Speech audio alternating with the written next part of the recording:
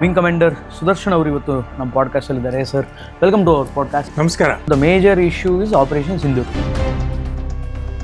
ಪಾಕಿಸ್ತಾನದ ಸೈನ್ಯದ ಕೃಪಾ ಕಟಾಕ್ಷದಿಂದ ನಡೆದ ಒಂದು ದಾಳಿ. ಇಟ್ಸ್ ಏನೋ ಸೆಕ್ಯೂರಿಟಿ ಲೂಪ್ ಹೋಲ್ ಇದೆ. ನಿಜವಾಗ್ಲೂ ಸೆಕ್ಯೂರಿಟಿ ಇರ್ಲಿಲ್ವಾ? ದಾಳಿ ನಡೆದಾಗ ಬಚ್ಚಿಟ್ಕೊಳಕ್ ಜಾಗ ಇಲ್ಲ. ಅಂದ್ರೆ ದೇ ವರ್ ಕಂಪ್ಲೀಟ್ಲಿ ಟ್ರಾಪ್ಡ್. ಒಂದು ಕ್ಷಿಪಣಿಯನ್ನು ನಾಶ ಮಾಡೋದು ಹೆಂಗೆ, ಅಥವಾ ಮಿಸೈಲ್ಸ್ ಗಳನ್ನೆಲ್ಲ ಹೆಂಗ್ ಬಿಡ್ತಾರೆ? ಈಗ ಅದೇ system, everything is automated. Sudarshan ಚಕ್ರ. ಈ ಟ್ರಂಪ್ ಯಾವನ್ ಗುರು ಮಧ್ಯ ಬರಕ್ಕೆ?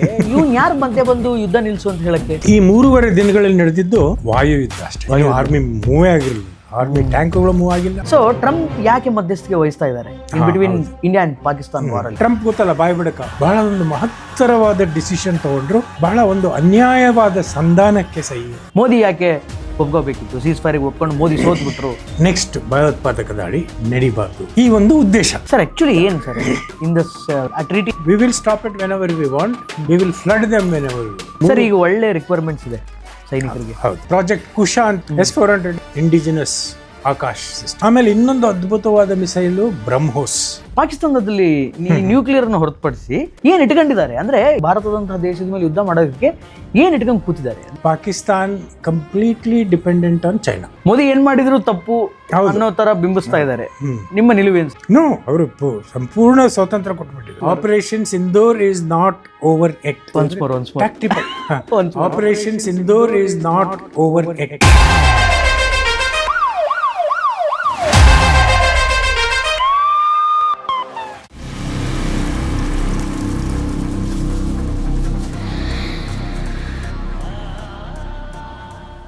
ಹಾಯ್, ಹಲೋ, ನಮಸ್ಕಾರ. Welcome to Beyond Limits. ನಾನು ಶ್ರೀನಿವಾಸ್ ವೈದ್ಯ. ಇವತ್ತು ಒಂದು ಅದ್ಭುತವಾದಂತಹ ಟಾಪಿಕ್ನೊಂದಿಗೆ, ಒಬ್ಬ ಅತ್ಯುತ್ತಮ ಗೆಸ್ಟ್ನೊಂದಿಗೆ ಪಾಡ್ಕಾಸ್ಟನ್ನು ಸ್ಟಾರ್ಟ್ ಮಾಡಬೇಕು ಅಂತ ಅಂದ್ಕೊಂಡಿದ್ದೀನಿ. ಬಹಳ ತುಂಬ ನಾಲೆಡ್ಜಬಲ್ ಪಾಡ್ಕಾಸ್ಟ್ ಇದಾಗಿರುತ್ತೆ. ಯಾಕೆಂತಂದರೆ ಅನೇಕ ವಿಚಾರಗಳು, ರೀಸೆಂಟ್ ಡೆವಲಪ್ಮೆಂಟ್ಸ್ ಏನೇನಾಯಿತು ನಮ್ಮ ದೇಶದಲ್ಲಿ, ಅದರ ಕುರಿತಾದಂತಹ ಅನೇಕ ವಿಚಾರಗಳನ್ನು ಇವರಿಂದ ನಾವು ತಿಳಿದುಕೊಳ್ಳಬಹುದು. Yes, that is one and only wing commander Sudarshan ಅವರು ಇವತ್ತು ನಮ್ಮ ಪಾಡ್ಕಾಸ್ಟಲ್ಲಿ ಇದ್ದಾರೆ. Sir, welcome to our podcast. ನಮಸ್ಕಾರ. ನಮಸ್ಕಾರ. ಹೇಗಿದ್ದೀರಿ? ನಿಮ್ಮ ಚಾನಲ್ಗೆ ಆಹ್ವಾನ ಕೊಟ್ಟಿದ್ದಕ್ಕೆ ಧನ್ಯವಾದಗಳು. ವೆಲ್ಕಮ್. ಸರ್, ರೀಸೆಂಟಾಗಿ ನಾವು ಮಾತಾಡಬೇಕು ಅಂತಂದರೆ ವಾಟ್ಸ್ ಹ್ಯಾಪನಿಂಗ್ ಇನ್ ಇಂಡಿಯಾ, ಅದರ ಬಗ್ಗೆನೇ ಮಾತಾಡಬೇಕು. The major issue is operation Sindoor. ಅಂದರೆ ಅವತ್ತು ಒಂದು ಕರಾಳ ದಿನ, ಕಳೆದ ತಿಂಗಳ 27ನೇ ತಾರೀಕು ಪಹಲ್ಗಾಮ್ನಲ್ಲಿ ಪಾಕಿಸ್ತಾನದ ನೀಚ ಮನಸ್ಥಿತಿ ಉಳ್ಳಂತಹ ಟೆರರಿಸ್ಟ್ಗಳು ಬಂದು ಏಕಾಏಕಿ ಧರ್ಮಾಧಾರಿತವಾಗಿ ಟೆರರ್ ಅಟ್ಯಾಕನ್ನು ಮಾಡಿದ್ದನ್ನು ನಾವು ಗಮನಿಸಿದ್ದೀವಿ. ಯಾವತ್ತೂ ಈ ಥರ ಆಗಿಲ್ಲಲ್ಲ ಸರ್? ಇನ್ನು ಅಂದರೆ ಸಿವಿಲಿಯನ್ಸ್ಗಳ ಮೇಲೆ ಯಾವತ್ತೂ ಅಟ್ಯಾಕ್ ಈಗ ನೋಡಿ, ಅಲ್ಲಿ ಪಹಲ್ಗಾಮ್ನಲ್ಲಿ ನಡೆದಿದ್ದು ಭಯೋತ್ಪಾದಕ ದಾಳಿ ಅಲ್ಲ. ಭಯೋತ್ಪಾದಕ ದಾಳಿ ಅಂದರೆ ಮುಂಬೈನಲ್ಲಿ 26/11 ಆಯ್ತಲ್ಲ, ತಾಜ್ ಹೋಟೆಲ್ ಬಂದರು, ಇಂಡಿಸ್ಕ್ರಿಮಿನೇಟ್ ಆಗಿ ಫೈರ್ ಮಾಡಿದರು. ಎಲ್ಲರೂ ನೋಡಿದ್ರು. ಎಲ್ಲರೂ. ಪಹಲ್ಗಾಮ್ನಲ್ಲಿ ಆಗಿದ್ದು ಹಿಂದೂಗಳ ಮೇಲೆ ನಡೆದ ನರಮೇಧ. ಜಾತಿ ಕೇಳಿಕೊಂಡು, ಅವ್ರ ಹೆಸರು ಕೇಳಿಕೊಂಡು, ಅವರ ಗುರುತಿನ ಚೀಟಿ ನೋಡಿಕೊಂಡು, ಅವರು ಈ ಇಸ್ಲಾಮಿನ ಪ್ರಕಾರ ಸರ್ಕಮ್ಸಿಷನ್ ಮಾಡಿಸ್ಕೊಂಡಿದ್ದಾರೋ ಇಲ್ಲೋ ಅನ್ನೋದನ್ನು ಪರೀಕ್ಷೆ ಮಾಡಿಕೊಂಡು ಅವರ ಮನೆಯ ಸದಸ್ಯರ, ಅವರ ಕುಟುಂಬದ ಸದಸ್ಯರ ಮುಂದೆ ನೇರವಾಗಿ ಗುಂಡಿಕ್ಕಿ ಕೊಂದಿರೋದು. ಇದು ಕೇವಲ ಹಿಂದೂಗಳ ಮೇಲೆ ನಡೆದ ನರಮೇಧ. ಇದು ಭಯೋತ್ಪಾದಕ ದಾಳಿ ಅನ್ನಬಾರ್ದು. ಭಯೋತ್ಪಾದಕ ದಾಳಿ ಇಟ್ ಇಸ್ ಜನರಲೈಸ್ಡ್ ಟರ್ಮ್. ಇದನ್ನು ಬಹಳ ಕರಾರುವಾಗಿ ಹೇಳಬೇಕು ಅಂದರೆ ಇದು ಒಂದು ಹಿಂದೂಗಳ ನರಮೇಧ. ಇದೊಂದು ಅಜೆಂಡಾ ಇಟ್ಕೊಂಡು ಬಂದಿದ್ದು. ಆಮೇಲೆ ಈ ಮುಂಬೈ ದಾಳಿಯಲ್ಲಿ ಬಂದು ಈ ಬ್ರೈನ್ ವಾಶ್ಡ್ ಯೂತ್, ಒಂದು 18ರಿಂದ 22 ವರ್ಷದ ಬ್ರೈನ್ ವಾಶ್ಡ್ ಯೂತ್, ನಮ್ಮ ಪಹಲ್ಗಾಮ್ ದಾಳಿಯಲ್ಲಿ ನಡೆದಿದ್ದು ಒಂದು ಪಾಕಿಸ್ತಾನದ ಕಮಾಂಡೋಗಳಿಂದ ನಡೆದಿದ್ದು. ಅಂದರೆ ಇದು ಪಾಕಿಸ್ತಾನದ ಸೈನ್ಯದ ಕೃಪಾ ಕಟಾಕ್ಷದಿಂದ ನಡೆದ ಒಂದು ದಾಳಿ. ಇದು ಬರೀ ಭಯೋತ್ಪಾದಕ ದಾಳಿ ಅನ್ನೋದು ಸರಿಯಲ್ಲ. ಆಮೇಲೆ ಇದು ನಡೆದಿದ್ದು ಬರೀ ಬ್ರೈನ್ ವಾಶ್ಡ್ ಯೂತ್ ಏನಿದ್ದಾರೆ ಅವರಿಗೆ ಎಲ್ಲ, ನೀವು ಸತ್ತ ಮೇಲೆ ನಿಮಗೆ 72 ಕನ್ಯೆಯರು ಸಿಗ್ತಾರೆ ಅಂತ ಎಲ್ಲ ಬ್ರೈನ್ ವಾಶ್ ಮಾಡ್ಕೊಂಡು ಕಳಿಸಿರ್ತಾರಲ್ಲ, ಅಂಥವ್ರಲ್ಲ ಇವರು. They are hard trained Pakistani commandos. ಅವರ ಒಂದು ಇದರಿಂದ ನಡೆದಿದ್ದು. ಇದರ ಒಬ್ಬ ಮೂಲ ಕಾರ್ಯಕರ್ತ ಒಬ್ಬ ಸೈಫುಲ್ಲಾ ಕಸೂರ್ ಅಂತೇಳಿ, ಅವನು ಪಾಕಿಸ್ತಾನದಲ್ಲಿ ಕೂತ್ಕೊಂಡು ಈ ದಾಳಿಯೆಲ್ಲ ನಡೆಸಿದ್ದು. ಆಮೇಲೆ ಇದಕ್ಕೆ ಸ್ಥಳೀಯರ ಒಂದು ಸಹಕಾರವೂ ಇತ್ತು. ಸ್ಥಳೀಯ ಸಹಕಾರ ಇಲ್ದಲೇ ಇಂಥ ದಾಳಿಗಳನ್ನ ನಡೆಸೋದು ಅಸಾಧ್ಯ. ಈ ಸ್ಥಳೀಯರನ್ನು ನಾವು ಏನಂತ ಕರಿತೀವಿ, ಓವರ್ಗ್ರೌಂಡ್ ವರ್ಕರ್ಸ್ ಅಂತ ಕರಿತೀವಿ. ಓವರ್ಗ್ರೌಂಡ್ ವರ್ಕರ್ಸ್ಗೂ ಮತ್ತು ಈ ಇವರು ಭಯೋತ್ಪಾದಕರಿಗೂ ಏನು ವ್ಯತ್ಯಾಸ ಅಂದರೆ, ಭಯೋತ್ಪಾದಕರ ಕೈಯಲ್ಲಿ ಗನ್ ಇರುತ್ತೆ, ಇವ್ರ ಕೈಯಲ್ಲಿ ಗನ್ ಇರಲ್ಲ ಅಷ್ಟೇ. ಅದೊಂದು ಬಿಟ್ಟರೆ ಇವರು ಭಯೋತ್ಪಾದಕರೇ. ಓಕೆ. ಯಾಕಂದರೆ ಈ ಭಯೋತ್ಪಾದಕ ದಾಳಿಗೆ ಒಂದೆರಡು ದಿವಸದ ಹಿಂದೆ ಗಡಿ ದಾಟ್ಕೊಂಡು ಬಂದು ನಡೆಸಿ ಮತ್ತು ವಾಪಸ್ ಹೋಗೋದಲ್ಲ. ತಿಂಗಳಾನುಗಟ್ಟಲೆ ಇರ್ತಾರೆ, ಇವರು ಮನೆಯಲ್ಲಿ ಇಟ್ಕೊಂಡಿರ್ತಾರೆ. ಇವರಿಗೂ ಅನ್ನ ನೀರು ಕೊಟ್ಟು ಇವರ ಆಯುಧಗಳನ್ನು ಬಚ್ಚಿಟ್ಕೊಂಡು ಇವ್ರಿಗೆ ಬೇಕಾದ ಎಲ್ಲ ವ್ಯವಸ್ಥೆ, ಈ ಪಹಲ್ಗಾಮ್ನ ಒಂದು ಸಮೀಕ್ಷೆಯನ್ನು 3-4 ಸರಿ ನಡೆಸೋಕ್ಕೆ ಎಲ್ಲ ಸಹಾಯ ಮಾಡಿದ್ದಾರೆ. ಸೊ ಹಾಗಾಗಿ ಇದು ಕೇವಲ ಭಯೋತ್ಪಾದಕರ ದಾಳಿಯಿಂದನೇ ನಡೆದ ಒಂದು ಇದಕ್ಕೆಲ್ಲ ಇದು ಭಾಳ ದೊಡ್ಡ ಭಯಾನಕ ಹಿನ್ನೆಲೆ ಇದೆ. ಸರ್, ಮೊಟ್ಟ ಮೊದಲನೇದಾಗಿ ಈ ಇನ್ಸಿಡೆಂಟ್ ಆದಮೇಲೆ ದೇಶದಲ್ಲಿ ಒಂದು ಸ್ವಲ್ಪ ಜನ ಮಾತಾಡ್ಕೊಂಡಿದ್ದೇನು ಅಂತಂದರೆ, ಕಂಪ್ಲೀಟ್ಲಿ ಇಟ್ಸ್ ಏನೋ ಸೆಕ್ಯೂರಿಟಿ ಲೂಪ್ ಹೋಲ್ ಇದೆ, ಸೆಕ್ಯೂರಿಟಿ ಕೊಲ್ಯಾಪ್ಸ್ ಆಗಿದೆ ಇಲ್ಲಿ. ಯಾಕೆ ಸರ್ ಅಂತಹ ಒಂದು ಪ್ರದೇಶದಲ್ಲಿ ನಿಜವಾಗ್ಲೂ ಸೆಕ್ಯೂರಿಟಿ ಇರಲಿಲ್ವಾ? ಯಾಕಂದರೆ ಪ್ರವಾಸಿಗ ತಾಣ ಅದು. ಹೌದು. ಅಂಥ ಪ್ರದೇಶದಲ್ಲಿ ಯಾಕೆ ಸೆಕ್ಯೂರಿಟಿ ಬಹಳ ಲೋ ಇತ್ತು?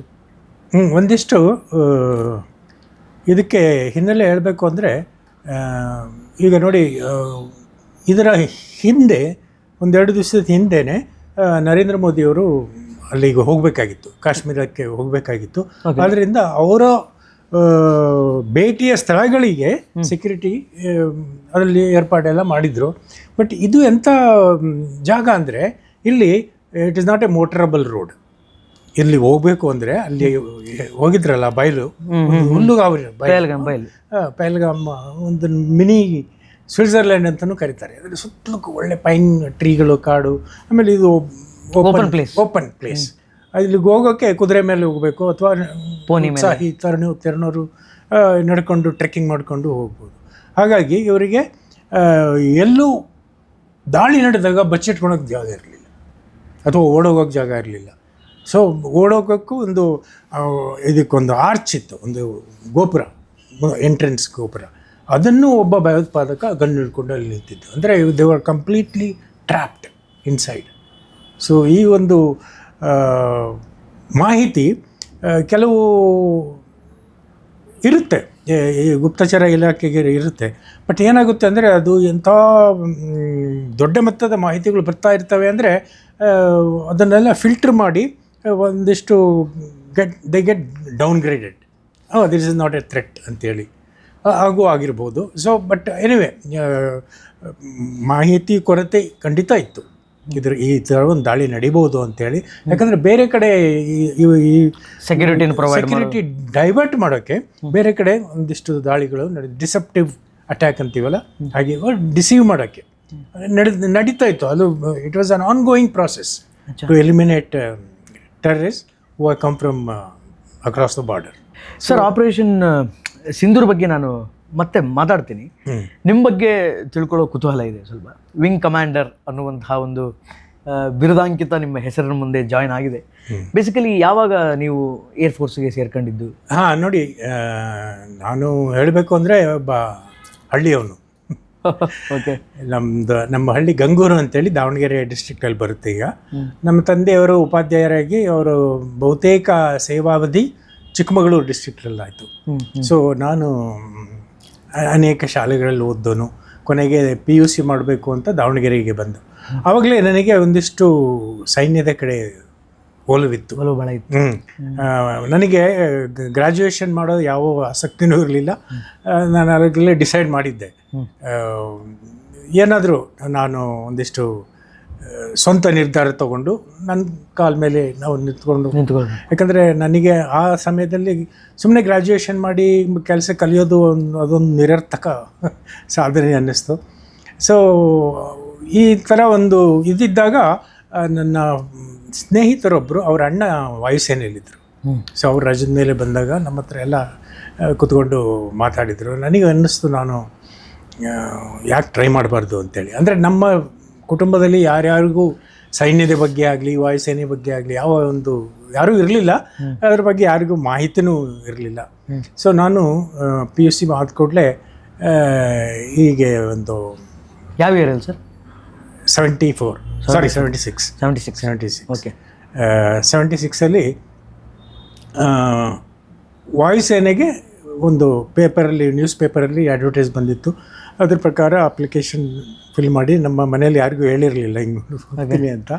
ಬಟ್ ನನಗೆ ಅದಕ್ಕೆ ಪ್ರಥಮ ಬಾರಿಗೆ ನಾನು ನಮ್ಮ ತಂದೆ ಬೆಂಗಳೂರಿಗೆ ಬಂದ್ವಿ ನಮ್ಮ ಹಳ್ಳಿಯಿಂದ.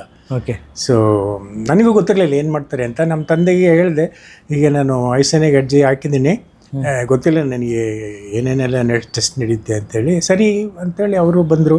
ಒಂದೇ ದಿವಸಕ್ಕೆಲ್ಲ ಮುಗಿಬೋದು ಅಂತೇಳಿ. ಬಟ್ ಅದು 4 ದಿವಸ 4 ದಿವಸ ತೊಗೊಂಡು ಸರಿ ಆಯಿತು ಅಂಥೇಳಿ ಬಂದಿದ್ದ ಒಂದು 40ಕ್ಕೂ ಜಾಸ್ತಿ ಜನ ಅಭ್ಯರ್ಥಿಗಳಿದ್ದರು. ಅದರಲ್ಲಿ ಕೊನೆಗೆ ಸೆಲೆಕ್ಟ್ ಆದವರು 2, ನಾನೊಬ್ಬ, ಇನ್ನೊಬ್ಬರು ಹುಬ್ಬಳ್ಳಿ ನಮ್ಮ ಸ್ನೇಹಿತರು. ಸೊ ಹೀಗೆ ನನ್ನ ವಾಯುಸೇನೆಯ ಒಂದು ಪ್ರವೇಶ ಆಯಿತು. 1 ವರ್ಷದ ಟ್ರೈನಿಂಗ್ ಮುಗಿಸ್ಕೊಂಡು ಬೆಂಗಳೂರು ಜಲಾಳಿ ಈಸ್ಟ್ ಅಂತ ಬರ್ತಲ್ಲ, ಜಲಾಳಿ ಟ್ರೈನಿಂಗ್ ಮುಗಿಸ್ಕೊಂಡು ಪಂಜಾಬಿಗೆ ಹೋದೆ. ಫಸ್ಟ್ ಅಪಾಯಿಂಟ್ಮೆಂಟ್ ಪಂಜಾಬಲ್ಲಿ ಒಂದಿಷ್ಟು ಇನ್ನೂ ಮುಂದುವರ್ಸೋಣ. ಯಾಕಂದರೆ ಹೆಂಗಿದ್ರು 17 ವರ್ಷಕ್ಕೆ ನನಗೆ ನೌಕರಿ ಸಿಕ್ಬಿಟ್ಟಿದೆ, ಇನ್ನು ಟೈಮ್ ವೇಸ್ಟ್ ಮಾಡೋದು ಬೇಡ ಅಂತೇಳಿ ಪಂಜಾಬ್ ಓಪನ್ ಯೂನಿವರ್ಸಿಟಿಯಿಂದ ನಾನು ಕಂಟಿನ್ಯೂಡ್ ಮೈ ಎಜುಕೇಷನ್. ಆಮೇಲೆ ನಾನು PUC ನಲ್ಲಿ ಫಿಸಿಕ್ಸ್ ಮತ್ತು ಮ್ಯಾಥಮೆಟಿಕ್ಸ್ ತೊಗೊಂಡಿದ್ದರಿಂದ ಆ್ಯಸ್ ಎ ಪೈಲಟ್ ತರಬೇತಿಗೆ ಆಯ್ಕೆ ಆಗೋಕ್ಕೆ ಅವಕಾಶ ಇತ್ತು. ಪೈಲಟ್ಗಳು ಹೆಂಗೆ ತರಬೇತಿ ಆಯ್ಕೆ ಮಾಡ್ತಾರೆ ಅಂದರೆ ಮೂರು ಸ್ಟ್ರೀಮ್. ಒಂದು ಫ್ರಮ್ BSc, ಎರಡನೇದು ನ್ಯಾಷನಲ್ ಡಿಫೆನ್ಸ್ ಕಾಲೇಜ್, ಅಲ್ಲಿ 3 ವರ್ಷ ಟ್ರೈನಿಂಗ್ ಮಾಡ್ಕೊಂಡು ಬಂದವರು. ಅವರು ಅಷ್ಟೇ PUC ಆದ ಕೂಡಲೇ ಅಲ್ಲಿ ಹೋಗ್ಬಿಡ್ತಾರೆ, 3 ವರ್ಷ ಅಲ್ಲಿ ಟ್ರೈನಿಂಗ್, ಮತ್ತು ಪೈಲಟ್ ತರಬೇತಿ ಬರ್ತಾರೆ. ಸೊ ಈ ಒಂದು ಅವಕಾಶ ಇದ್ದಿದ್ದರಿಂದ ನಾನು ಅದರಲ್ಲೂ ಸೆಲೆಕ್ಟ್ ಆದೆ. ಮೊದಲನೇ ಸರಿ ಸೆಲೆಕ್ಟ್ ಆಗಲಿಲ್ಲ, ಬಟ್ ಅಲ್ಲಿ ಒಂದು ಟೆಸ್ಟ್ ನಡೆಯುತ್ತೆ, ಪೈಲಟ್ ಆಪ್ಟಿಟ್ಯೂಡ್ ಬ್ಯಾಟರಿ ಟೆಸ್ಟ್ ಅಂತೇಳಿ. ಅದು ಜೀವಮಾನದಲ್ಲಿ ಒಂದೇ ಸರಿ ಅವಕಾಶ. ಏನು ಸರ್ ಅದು? Basically it's like A video game. ಹೌದಾ? ಒಂದು TV ಸ್ಕ್ರೀನ್ ಇರುತ್ತೆ, ಒಂದು ರ್ಯಾಂಡಮ್ ಆಗಿ ಒಂದು dot, electronic dot, it travels all over world. ಅದನ್ನು ಕಂಟ್ರೋಲ್ ಮಾಡೋಕ್ಕೆ ಒಂದು ಸ್ಟಿಕ್, ಸೇಮ್ ವಿಡಿಯೋ ಗೇಮ್ ಥರನೇ ಒಂದು ಸ್ಟಿಕ್ ಕೊಟ್ಟರೆ ಅದನ್ನು ಸೆಂಟ್ರಿಗೆ ಇಡಬೇಕು. ಓಕೆ. ಸೆಂಟ್ರಿಗೆ ಎಷ್ಟು ಕಾಲ ನಿಲ್ಲಿಸ್ತಿರೋ, ಯಾಕಂದರೆ ಅದು ಸೆಂಟ್ರಲ್ಲಿ ಕೂತ್ಕೊಳ್ಳಲ್ಲ, ಟಕ್ ಅಂತ ಮತ್ತೆ ಎಲ್ಗೂ ಓಡೋಗುತ್ತೆ. ಮತ್ತೆ ಅದನ್ನು ಕಂಟ್ರೋಲ್ ಮಾಡಿ. ಬೇಸಿಕಲಿ ಪೈಲಟ್ಗಳಿಗೇನು ಅಂದರೆ to ascertain the coordination between eyes, hand movements and coordination. Landing ಏನು ಅಂದರೆ ಕಣ್ಣಿಗೂ ಕೈಗೂ. ಈಗ ನೋಡಿ, ಲ್ಯಾಂಡಿಂಗ್ ಬಂದಾಗ ನೀವು ಅಲ್ಲೂ ನೋಡ್ತಾ ಇರಬೇಕು. Then you have to assess your distance from the ground. Peripheral vision and direct vision ಎರಡೂ ಕೆಲಸ ಮಾಡಬೇಕು. ಆಮೇಲೆ ಅದೆರಡು ಇನ್ಪುಟ್ ಏನು ಬರುತ್ತೆ ಏರೋಪ್ಲೇನ್ ಕಂಟ್ರೋಲ್ ಮಾಡೋದು. ಸೊ ಇಟ್ ಈಸ್ ಏನು ಅಂದರೆ ಈ ಟೆಸ್ಟ್ ಒಂದೇ ಸರಿ ಅವಕಾಶ ಇರೋದ್ರಿಂದ ಅದಕ್ಕೆ ಭಯಪಟ್ಟು ಎಷ್ಟೋ ಜನಗಳು ಫೇಲ್ ಆಗಿಬಿಡ್ತಾರೆ. ಓಕೆ. ಯಾಕಂದರೆ ಅದು ಒಂದೇ ಸಲ you can never dream of becoming a pilot. ಏರ್ಫೋರ್ಸಲ್ಲಿ ಹೋಗೋಕ್ಕೆ ಸಾಧ್ಯನೇ ಇಲ್ಲ. ಸೊ ಹಾಗಾಗಿ ಫಾರ್ಚುನೇಟ್ಲಿ ಫಸ್ಟ್ ಟೈಮ್ ನಾನು ಅದನ್ನು ಪಾಸ್ ಮಾಡಿಬಿಟ್ಟೆ. ಆಮೇಲೆ 2ನೇ ಸರಿ ಒಂದಿಷ್ಟು ಪ್ರಿಪೇರ್ ಮಾಡ್ಕೊಂಡು ಹೋಗಿದ್ದೆ.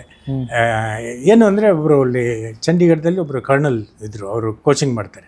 ಇದು ಸರ್ವೀಸಸ್ ಸೆಲೆಕ್ಷನ್ ಬೋರ್ಡ್ ಅಂತೇಳಿ 3 ಕಡೆ ಇರೋದು ಭಾರತ ದೇಶದಲ್ಲಿ. ಒಂದು ಡೆಹ್ರಾಡೂನ್, ಇನ್ನೊಂದು ವಾರಣಾಸಿ, ಇನ್ನೊಂದು ಮೈಸೂರು. ಸೊ ಇದೇ 3ರಲ್ಲಿ ನನಗೆ ಕಳಿಸಿದ್ದು ಡೆಹ್ರಾಡೂನಿಗೆ.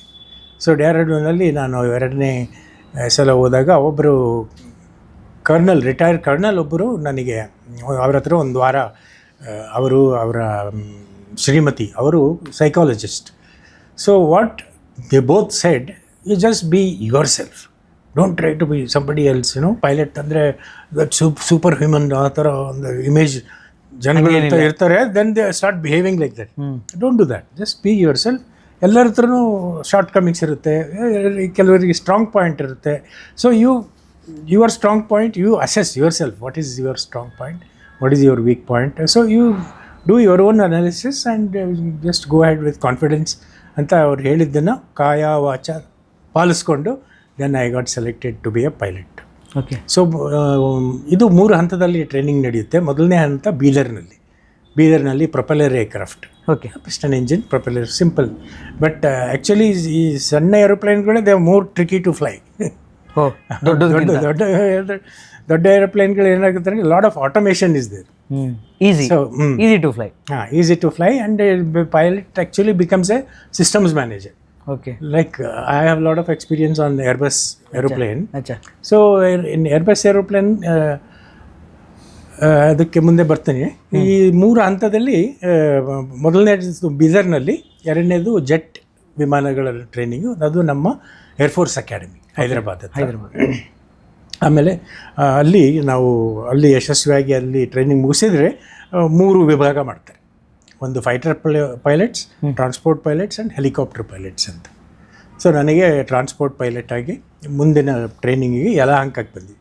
ಯಲಹಂಕದಿಂದ ನಾನು ಅಲ್ಲಿಂದ ಟ್ರೈನಿಂಗ್ ಮುಗಿಸ್ಕೊಂಡು ನನ್ನ ಸೇವಾವಧಿಯಲ್ಲಿ ಅಲಹಾಬಾದ್, ಅಸ್ಸಾಂ ನಲ್ಲಿ ಜೋರಾಟ್ ಅಂತ ಇದೆ, ಮತ್ತು ಆಗ್ರಾ, ಭುಜ್, ಹೈದರಾಬಾದ್, ಗ್ರೇಟ್, ದೆನ್ ಬೆಳಗಾಂ, ಅದರ ಎಲ್ಲ ಒಟ್ಟು ನಾನು ಏರ್ಫೋರ್ಸ್ ಸೇರಿದಂತೆ ನಾಗರಿಕ ವೈಮಾನಿಕ ಇದರಲ್ಲೂ ಒಟ್ಟು 14 ವಿವಿಧ ರೀತಿಯ ಏರೋಪ್ಲೇನ್ಗಳನ್ನ ಹಾರಿಸಿದ್ದೀನಿ.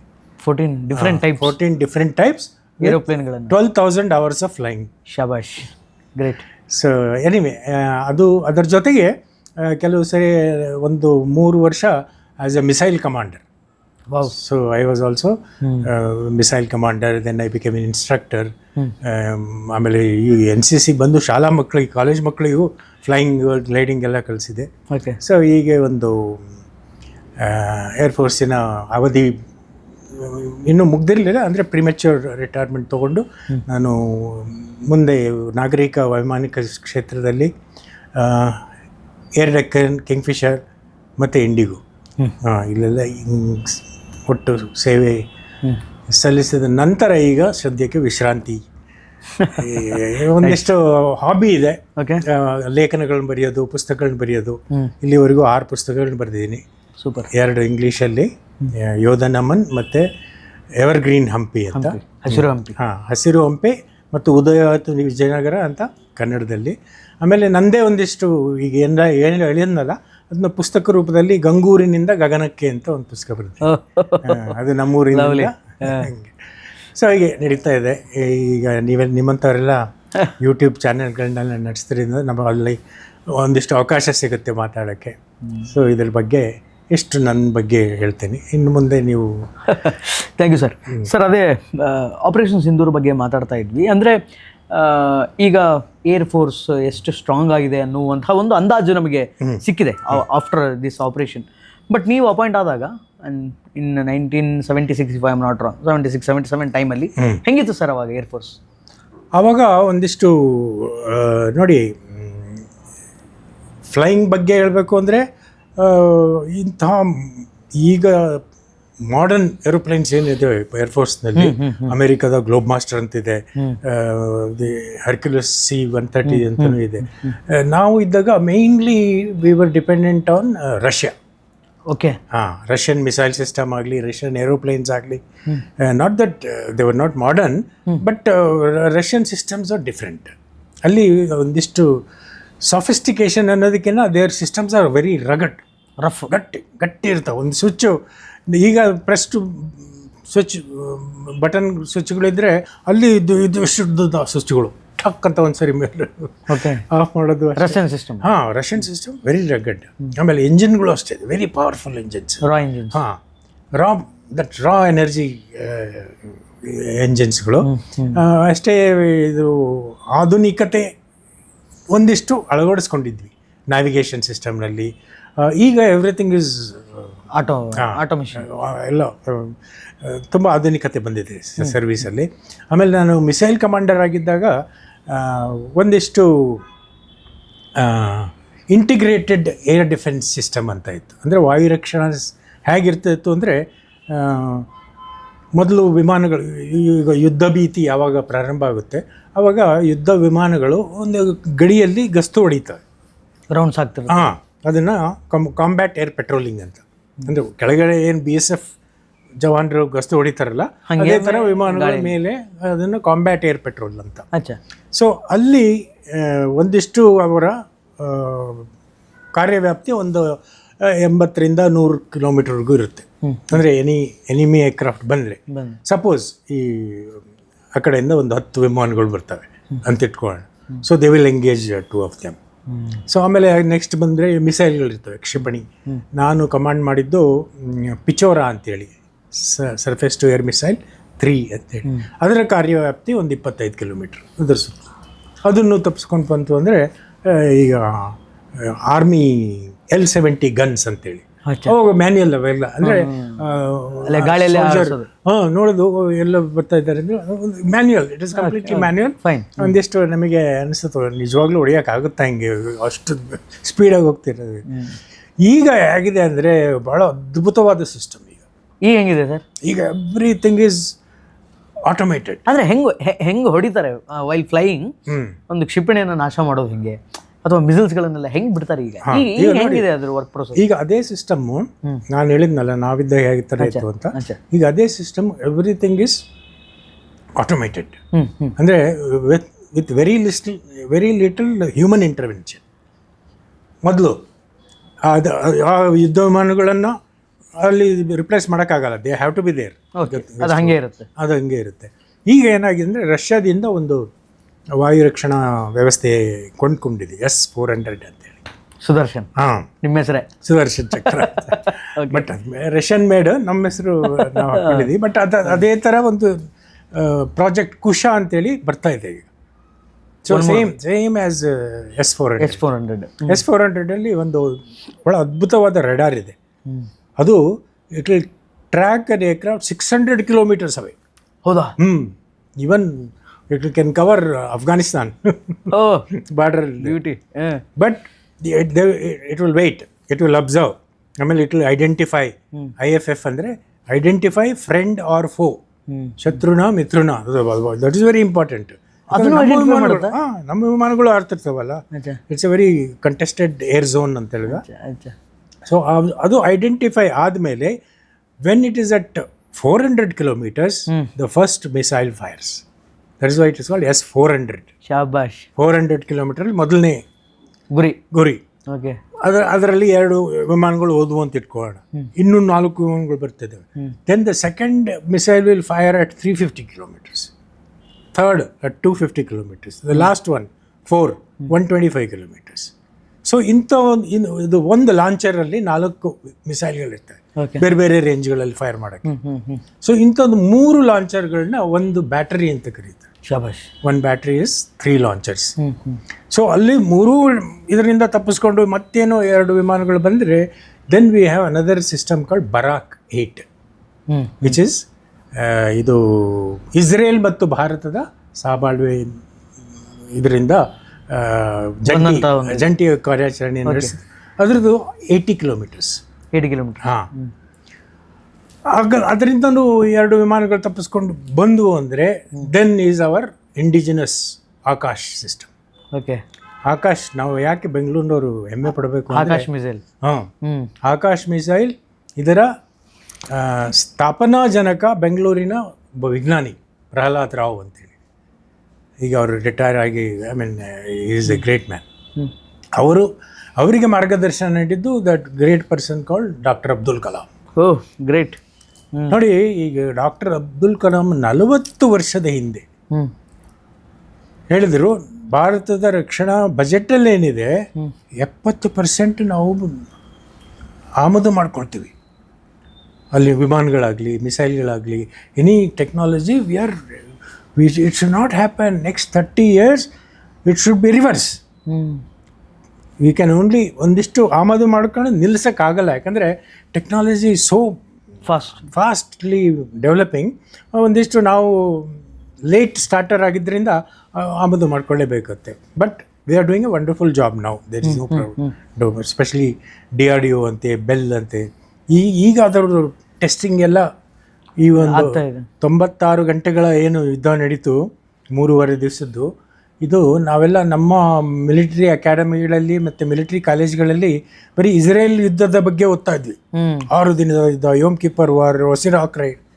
ಈ ಒಂದು 3.5 ದಿನದ ಯುದ್ಧ ಬೇರೆ ದೇಶ ವಿದೇಶಗಳ ಮಿಲಿಟರಿ ಕಾಲೇಜ್ಗಳಲ್ಲಿ ಪಠ್ಯ ಆಗುತ್ತೆ. ಶಾಬಾಷ್. ಅಷ್ಟು ಕರಾರುವಾಗಿ ಪ್ಲ್ಯಾನ್ ಹೆಂಗೆ ಮಾಡಿದ್ದಾರೆ ಅಂದರೆ ನಾನು ಅಲ್ಲಿದ್ದವನು, ನನಗೆ ಆಶ್ಚರ್ಯ ಆಗ್ತದೆ ಇಷ್ಟೆಲ್ಲ ಆಗಿದೆಯಲ್ಲ ಅಂತೇಳಿ. It is wonderful. ಸೊ ಈ ಆಕಾಶ್ ಮಿಸೈಲ್ ಇದರಲ್ಲೂ 4 ಮಿಸೈಲ್ಗಳಿರ್ತವೆ. ಏಕಕಾಲದಲ್ಲಿ 4 ಮಿಸೈಲ್ಗಳನ್ನ ಹೊಡೆದಾಕ್ಬೋದು. ಈಗ ಆಕಾಶ್ ನೆಕ್ಸ್ಟ್ ಜನರೇಷನ್ ಅಂತ ಬರ್ತಾ ಇದೆ, Akash advance NG, that is up to 70 to 80 ಕಿಲೋಮೀಟರ್ಸ್. ಆಮೇಲೆ we are already exporting Akash missiles to other countries including Armenia. ಹೌದಾ? ಅರ್ಮೇನಿಯಾಕ್ಕೆ 15 ಆಕಾಶ ಸಿಸ್ಟಮ್ ಕೊಟ್ಟಿದ್ದೀವಿ. So we are now exporting instead of importing. ನಾವೇ ಬೇರೆ ದೇಶಕ್ಕೆ ಕಳಿಸ್ತಾ ಇದೀವಿ. ಆಮೇಲೆ ಇನ್ನೊಂದು ಅದ್ಭುತವಾದ ಮಿಸೈಲು ಬ್ರಹ್ಮೋಸ್. ಅಹಂ ಬ್ರಹ್ಮೋಸ್ಮಿ ಅಂತಾರಲ್ಲ, ರೀಸೆಂಟ್ ಆಗಿ ಲಾಂಚ್ ಆಗಿದ್ದು. ಇದು ಬ್ರಹ್ಮೋಸ್ ಅನ್ನೋದು ಇದನ್ನ ಬ್ರಹ್ಮಾಸ್ತ್ರ ಅಂತಾನೆ ಕರಿಬೇಕು. ಇದರ ಕಾರ್ಯಕ್ಷಮತೆ ಅಷ್ಟು ಅದ್ಭುತವಾಗಿದೆ. Made in India. It is Brahmaputra ನದಿ ಪ್ಲಸ್ ರಷ್ಯಾದ ಮಾಸ್ಕೋ. ಬ್ರಹ್ಮೋಸ್. ಸೊ ರಷ್ಯಾ ಮತ್ತು ಭಾರತದ DRDO ಇದರಿಂದ ತಯಾರಾಗಿತ್ತು. ಇದರ ಇನ್ನೊಂದು ಅದ್ಭುತ ಸಾಮರ್ಥ್ಯ ಏನು ಅಂದರೆ, ಇದು ನಾವು ಹೇಳ್ತೀವಲ್ಲ, ಈ ಅತಳ ವಿತಳ ಪಾತಾಳ ಸಮಾತಳ ರಸಾತಳ ಎಲ್ಲಿದ್ರು ಎಲ್ಲಿಂದನೂ ವಾಯು, ನೀರು ಮತ್ತೆ ಗಾಳಿ, ನೆಲದ ಮೇಲಿಂದಲೂ ಹೊಡೆಯಬಹುದು, ನೀರೊಳಗೂ ನೀರು ಹಡಗಿನಿಂದನೂ ಇದನ್ನು ಹೊಡಿಬೋದು. ಆಮೇಲೆ ವಾಯು ವಿಮಾನಗಳಿಂದ, ಅಂದರೆ ಈ ಸುಖೋಯ್ 30 ಅಂತ ಇದೆಯಲ್ಲ, ಅದು ಆ ವಿಮಾನದಲ್ಲಿ 3 ಬ್ರಹ್ಮೋಸ್ಗಳನ್ನ ಫಿಟ್ ಮಾಡ್ಬೋದು. ಹೌದಾ? ಅದು ಒಂದು ಸರಿ ಹೊಡೆದ್ರೆ 500 ಕಿಲೋಮೀಟರ್ವರೆಗೂ ಹೋಗಿ ಎಷ್ಟು ಕರಾರುವಕ್ಕಾಗಿ ಅಂದರೆ ಲೆಸ್ ದ್ಯಾನ್ 1 ಮೀಟರ್ ಅಕ್ಯುರಸಿ. ಈ ಅಕ್ಯುರಸಿಗೆ CEP ಅಂತ ಕರೀತಾರೆ, ಸರ್ಕ್ಯುಲರ್ ಎರರ್ ಪ್ರಾಬಬಿಲಿಟಿ ಅಂತೇಳಿ. ಅಂದರೆ ಇದು ಟೆಸ್ಟ್ ಮಾಡಿದಾಗ it travelled 500 kilometers and struck the target within less than 1 meter accuracy. ಅದು ಅಷ್ಟು ಕರಾರುವಕ್ಕಾಗಿ ಇದು ಕೆಲಸ ಮಾಡುತ್ತೆ. ಇದು ಅಷ್ಟೇ ಬ್ರಹ್ಮೋಸ್ನ ನಾವು we are already exporting to some other countries also, and we need more. ಇದು ಈ 3.5 ದಿವಸದ ಯುದ್ಧ, it is a test bench for India's scientific advancement. ಹೆಂಗೆ ಇದೆಲ್ಲ ತೆರೆಮರೆಯಲ್ಲಿ ಇಟ್ಕೊಂಡು ನಮಗೆ ನೋಡಿ, ವಾಯುಸೇನೆಯಲ್ಲೇ ನಮ್ಮ ಯುದ್ಧದ ಸಮರಾಭ್ಯಾಸ ನಡೆಯುತ್ತೆ. Between air force and army we carry out war drills. Between air force, army and navy we carry out war drills. ಆಮೇಲೆ ಬಿಟ್ವೀನ್ ಫೋರ್ಸಸ್ ಆ್ಯಂಡ್ ಸಿವಿಲಿಯನ್. ಮೊನ್ನೆ ಇದು ಮಾಕ್ ಡ್ರಿಲ್ ಅಂತ ಮಾಡಿದ್ವಿ ಕರ್ನಾಟಕದಲ್ಲಿ. 3 ಟಾರ್ಗೆಟ್ ಸೆಲೆಕ್ಟ್ ಮಾಡ್ಕೊಂಡು, ರಾಯಚೂರು, ಬೆಂಗಳೂರು ಮತ್ತು ಆಟೋಮಿಕ್ ಕಾರವಾರ ಹತ್ರ ಏನದು ಕೈಗಾ ಅಣುಸ್ಥಾವರ. ಸೊ ಅಲ್ಲಿ ಈ ಥರ ಒಂದು ಸಮರಾಭ್ಯಾಸ ನಡೀತಾನೆ ಇರುತ್ತೆ. ನಮಗೆಲ್ಲ ಟ್ರೈನಿಂಗಲ್ಲಿ ಏನು ಹೇಳ್ಕೊಡ್ತಾರೆ ಅಂದರೆ, more you sweat in peace, less you bleed in war ಅಂತ. Great word. So we are constantly training, improving both as a manpower and as a technology. So ಅದು ಇದರಲ್ಲಿ ಮತ್ತು ಇನ್ನೂ ಅನೇಕ ಸಂಶೋಧನೆ ನಡೀತಾನೆ ಇದ್ದಾವೆ. ಒಂದು ಭಾರ್ಗವಾಸ್ತ್ರ ಅಂತ ಕೇಳ್ಬಿಟ್ಟೆ. ಆಮೇಲೆ ಪಿನಾಕ ಮಿಸೈಲ್ ಅಂತ ಒಂದು Pinaka is a wonderful set of surface to surface, ಅಂದರೆ ಒಂದು ನೆಲದ ಮೇಲಿನ ಟಾರ್ಗೆಟ್ಗೆ. ಅಂದರೆ at a time it can fire 63 missiles in 1 minute. ಅಂದರೆ ಇಂಡಿಯನ್ ಹತ್ರ ಬೇಜಾನು ವೆಪನ್ಸ್ಗಳಿದೆ, ಸಖತ್ ಸ್ಟ್ರಾಂಗ್ ಆಗಿದೆ ಇಂಡಿಯಾ. ಹೌದು. ಈಗ ಈ ಒಂದು ಸಂಗ್ರಹ ಹೇಗಾಗುತ್ತೆ ಅಂದರೆ, ಒಂದು ಥ್ರೆಟ್ ಪರ್ಸೆಪ್ಷನ್ ಅಂತ ಇರುತ್ತೆ. ಯಾರಿಂದ? ಪಾಕಿಸ್ತಾನದಿಂದ ನಮಗೆ ಎಷ್ಟು ಅಪಾಯ ಇರ್ಬೋದು, ಚೀನಾದಿಂದ ನಮಗೆ ಎಷ್ಟು ಅಪಾಯ ಇದೆ. ಈಗ threat perception has spread to entire Indian Ocean region. ಹಿಂದೂ ಮಹಾಸಾಗರದಲ್ಲಿ ಯಾರ್ಯಾವ ಶತ್ರುಗಳು, ಕೆಲವು ಮಗ್ಗಲಿನ ಮುಳ್ಳಾಗೆ ಇರ್ತಾರೆ, ಅವರು ಶತ್ರುಗಳು ಅಂತಲೇ ಪರಿಗಣಿಸಬೇಕು. Maldives for example, Bangladesh, Turkey.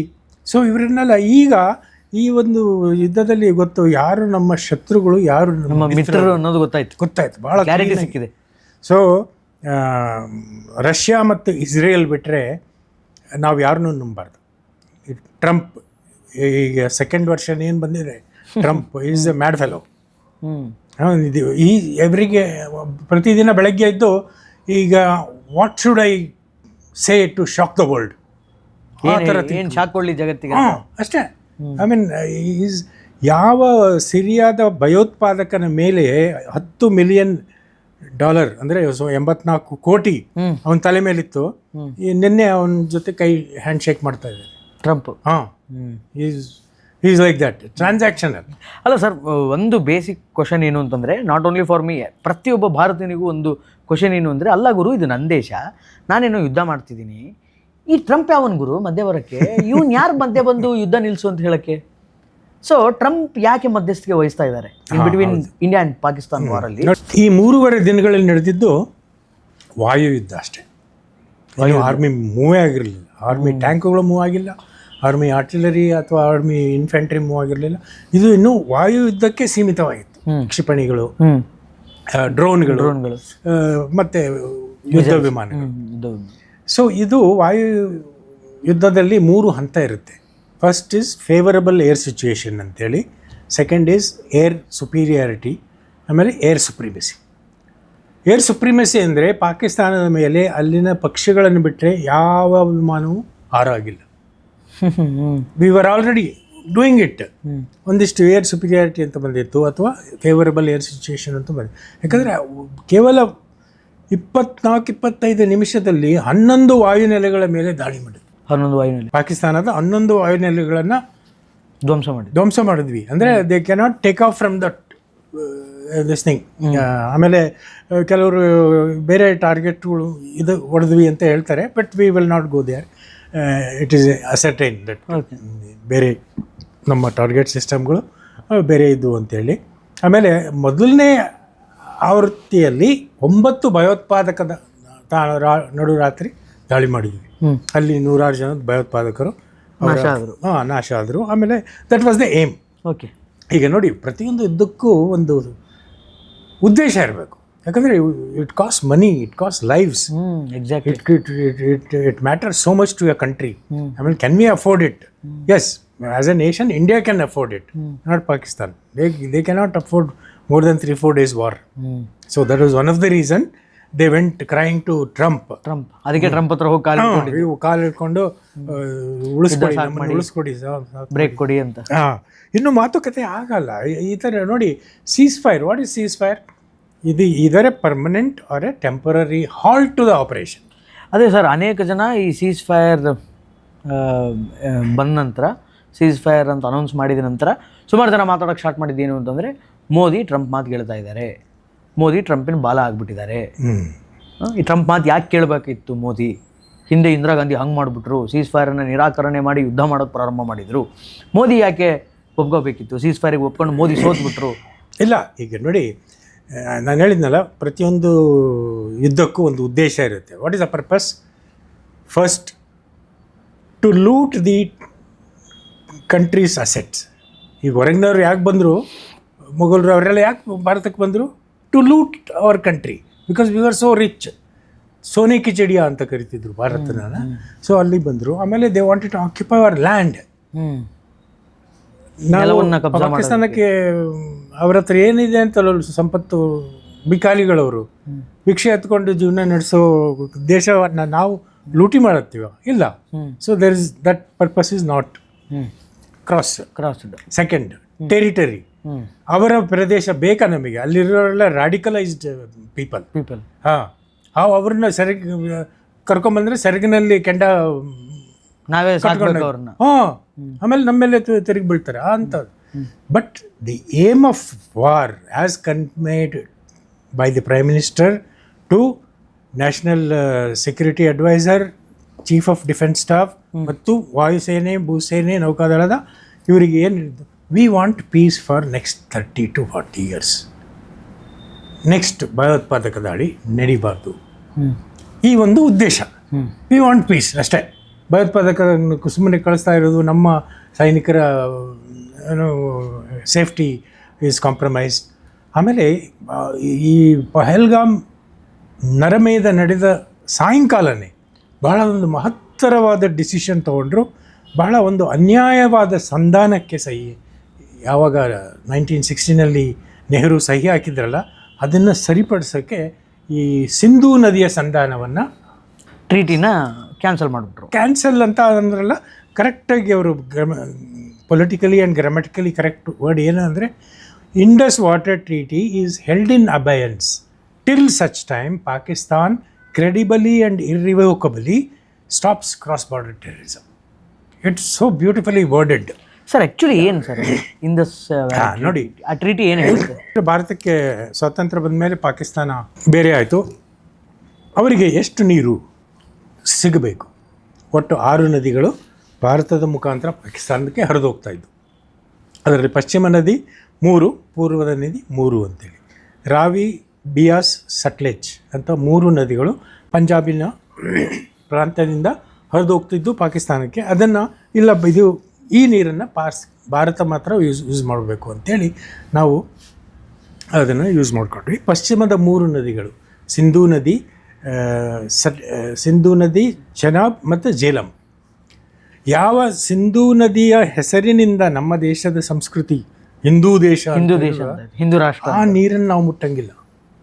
ಅದನ್ನು ಪಾಕಿಸ್ತಾನಕ್ಕೆ ಹರಿದು ಹೋಗಕ್ಕೆ ಬಿಟ್ಬಿಡ್ಬೇಕು ಅಂಥ ಒಂದು ಸಂಧಾನ. ಅದು ಈಗ ಅವ್ರಿಗೆ 3 ನದಿ, ನಮಗೆ 3 ನದಿ ಅಂತ ಡಿವೈಡ್ ಮಾಡ್ಕೊಳಕ್ಕೆ, ಆ ಥರ ಆಗಲಿಲ್ಲ. ಅದು ಅವರ 3 ನದಿಗಳು ಒಟ್ಟು ನದಿ ನೀರನ್ನು ಹೆಂಗೆ ಅಳಿತಾರೆ ಅಂದರೆ MAF ಅಂತ ಕರೀತಾರೆ. 1 MAF ಅಂದರೆ 1 million acre of land is irrigated up to the feet of 1 feet. ಶಬಾಷ್. ನೀರು ಒಂದು ಫೀಟ್ ನೀರು ನಿಂತ್ಕೋಬೇಕು 1 ಮಿಲಿಯನ್ ಎಕರೆ, 1 ಮಿಲಿಯನ್ ಎಕರೆಗೆ. ದಟ್ ಈಸ್ ಕಾಲ್ಡ್ 1 MAF ಅಂತೇಳಿ. ಸೊ ಇದನ್ನು ಹಣಕಾಸು ಇದರಲ್ಲಿ ಹೇಳೋದಾದರೆ 1 MAF is equal to $1 billion. Great. Okay, ನಮಗೆ ಸಿಕ್ಕಿದ್ದೆಷ್ಟು? 35 MAF. ಅವ್ರಿಗೆ ಸಿಕ್ಕಿದ್ದೆಷ್ಟು? 120 MAF. ನಮ್ಮ ದೇಶದ ನೀರೇ, ನಮ್ಮ ದೇಶದಲ್ಲಿ ಹೊರದೋಗ್ತೀನಿ ನೀರು ಅವ್ರಿಗೆ ಕೊಟ್ವಿ. ಸರಿ, ಅವರು 16 ಉಪಯೋಗಿಸ್ಕೊಂಡ್ರ ಎಲ್ಲ ಹೋಗಿ ಅರಬ್ಬಿ ಸಮುದ್ರಕ್ಕೆ ಹೋಗ್ತಿತ್ತು ನೀರೆಲ್ಲ. ಅಲ್ಲೊಂದಿಷ್ಟು ಡ್ಯಾಮ್ ಕಟ್ಕೊಂಡು ಅದರಲ್ಲೂ ವಿವಾದಿತ ಒಂದು ಇದು ಮಾಡಿಕೊಂಡ್ರು. ಬಟ್ ಇದಕ್ಕಿಂತ ಜೋರಾಗಿ ಗಾಯದ ಮೇಲೆ ಬರೆ ಎಳೆದಿದ್ದು ಯಾಕೆ ಅಂದರೆ, ಭಾರತ ಪಾಕಿಸ್ತಾನಕ್ಕೆ ನೀವು ಡ್ಯಾಮ್ ಕಟ್ಕೊಳ್ಳಿ, ಕಾಲುವೆ ಕಟ್ಕೊಳ್ಳಿ ಅಂತ ದೊಡ್ಡ ಮೊತ್ತ ಕೊಡ್ತು.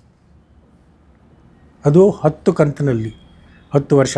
1960ರಲ್ಲಿ ಸಹಿ ಹಾಕಿದ್ದು 1970ರವರೆಗೂ ಪ್ರತಿ ವರ್ಷ ನಾವು ಪಾಕಿಸ್ತಾನಕ್ಕೆ ದುಡ್ಡು ಕೊಡ್ತಿದ್ವಿ. ಇಂದಿರಾ ಗಾಂಧಿ ಟೈಮಲ್ಲ, ನೆಹರು ಟೈಮಲ್ಲಿ, ಸರಿ, ನೆಹರು ಪ್ಲಸ್ ಇಂದಿರಾ ಗಾಂಧಿ. ಅದು ಎಷ್ಟು ಮೊತ್ತ ಅಂದರೆ, ಈಗಿನ ಕಾಲದಲ್ಲಿ 10 ಗ್ರಾಮ್ ಚಿನ್ನಕ್ಕೆ $1,00,000 ಅಂತ ಹೇಳ್ತಾರೆ. ನಾವು ಕೊಟ್ಟಿದ್ದು 125 ಚಿನ್ನದ ಮೊತ್ತ, 125 ಟನ್ ಚಿನ್ನದ ಮೊತ್ತ ಪಾಕಿಸ್ತಾನಕ್ಕೆ ಕೊಟ್ಟಿದ್ದು. ರಿಯಲಿ? ಮಧ್ಯ ಒಂದು ಯುದ್ಧನೂ ನಡೀತು 1965ರಲ್ಲಿ, 71ರಲ್ಲೂ ಯುದ್ಧ ನಡೀತು. ಈ ಒಂದು ಸಿಂಧೂ ನದಿಯ ಒಪ್ಪಂದ ಏನೇನೂ ಯಾರೂ ಡಿಸ್ಟರ್ಬ್ ಮಾಡಲಿಲ್ಲ. ಯಾವಾಗ ಊರಿ ಅಟ್ಯಾಕ್ ಆಯಿತು, ಸೈನ್ಯದ ನೆಲೆ ಮೇಲೆ ಅಟ್ಯಾಕ್ ಆಯಿತು, ಆವಾಗ ಮೋದಿಯವರು ಹೇಳಕ್ಕೆ ಶುರು ಮಾಡಿದರು, blood and water cannot flow together, we have to stop. ರಕ್ತ ಮತ್ತು ನೀರು ಒಂದೇ ಸಮನೆ ಹರಿಯಕ್ಕೆ ಸಾಧಕ ಆಗಲೇಬಾರ್ದು ಅಂಥೇಳಿ ಆವಾಗಿನಿಂದ ಇದು ಶುರುವಾಯಿತು. ಈ ಸಂಧಾನ ಭಾಳ ಒಂದು ಅನ್ಯಾಯವಾದ ಸಂಧಾನ, ಒಂದು ಅಸಮತೋಲನವಾದ ಸಂಧಾನ. ಇದನ್ನು ಸ್ಟಾಪ್ ಮಾಡಲೇಬೇಕು ಅನ್ನೋ ಒಂದು ಆಲೋಚನೆ ಯಾವಾಗ ಬಂತು, ಈ ಪಹಲ್ಗಾಮ್ನಲ್ಲಿ ಅದು ಕಾರ್ಯಗತವಾಯಿತು. ಪಹಲ್ಗಾಮ್ ಏನು ನರಮೇಧ ನಡೀತಲ್ಲ, ಅದು ಕಾರ್ಯವಾಗಿರುತ್ತೆ. ಇದು it is also part of war.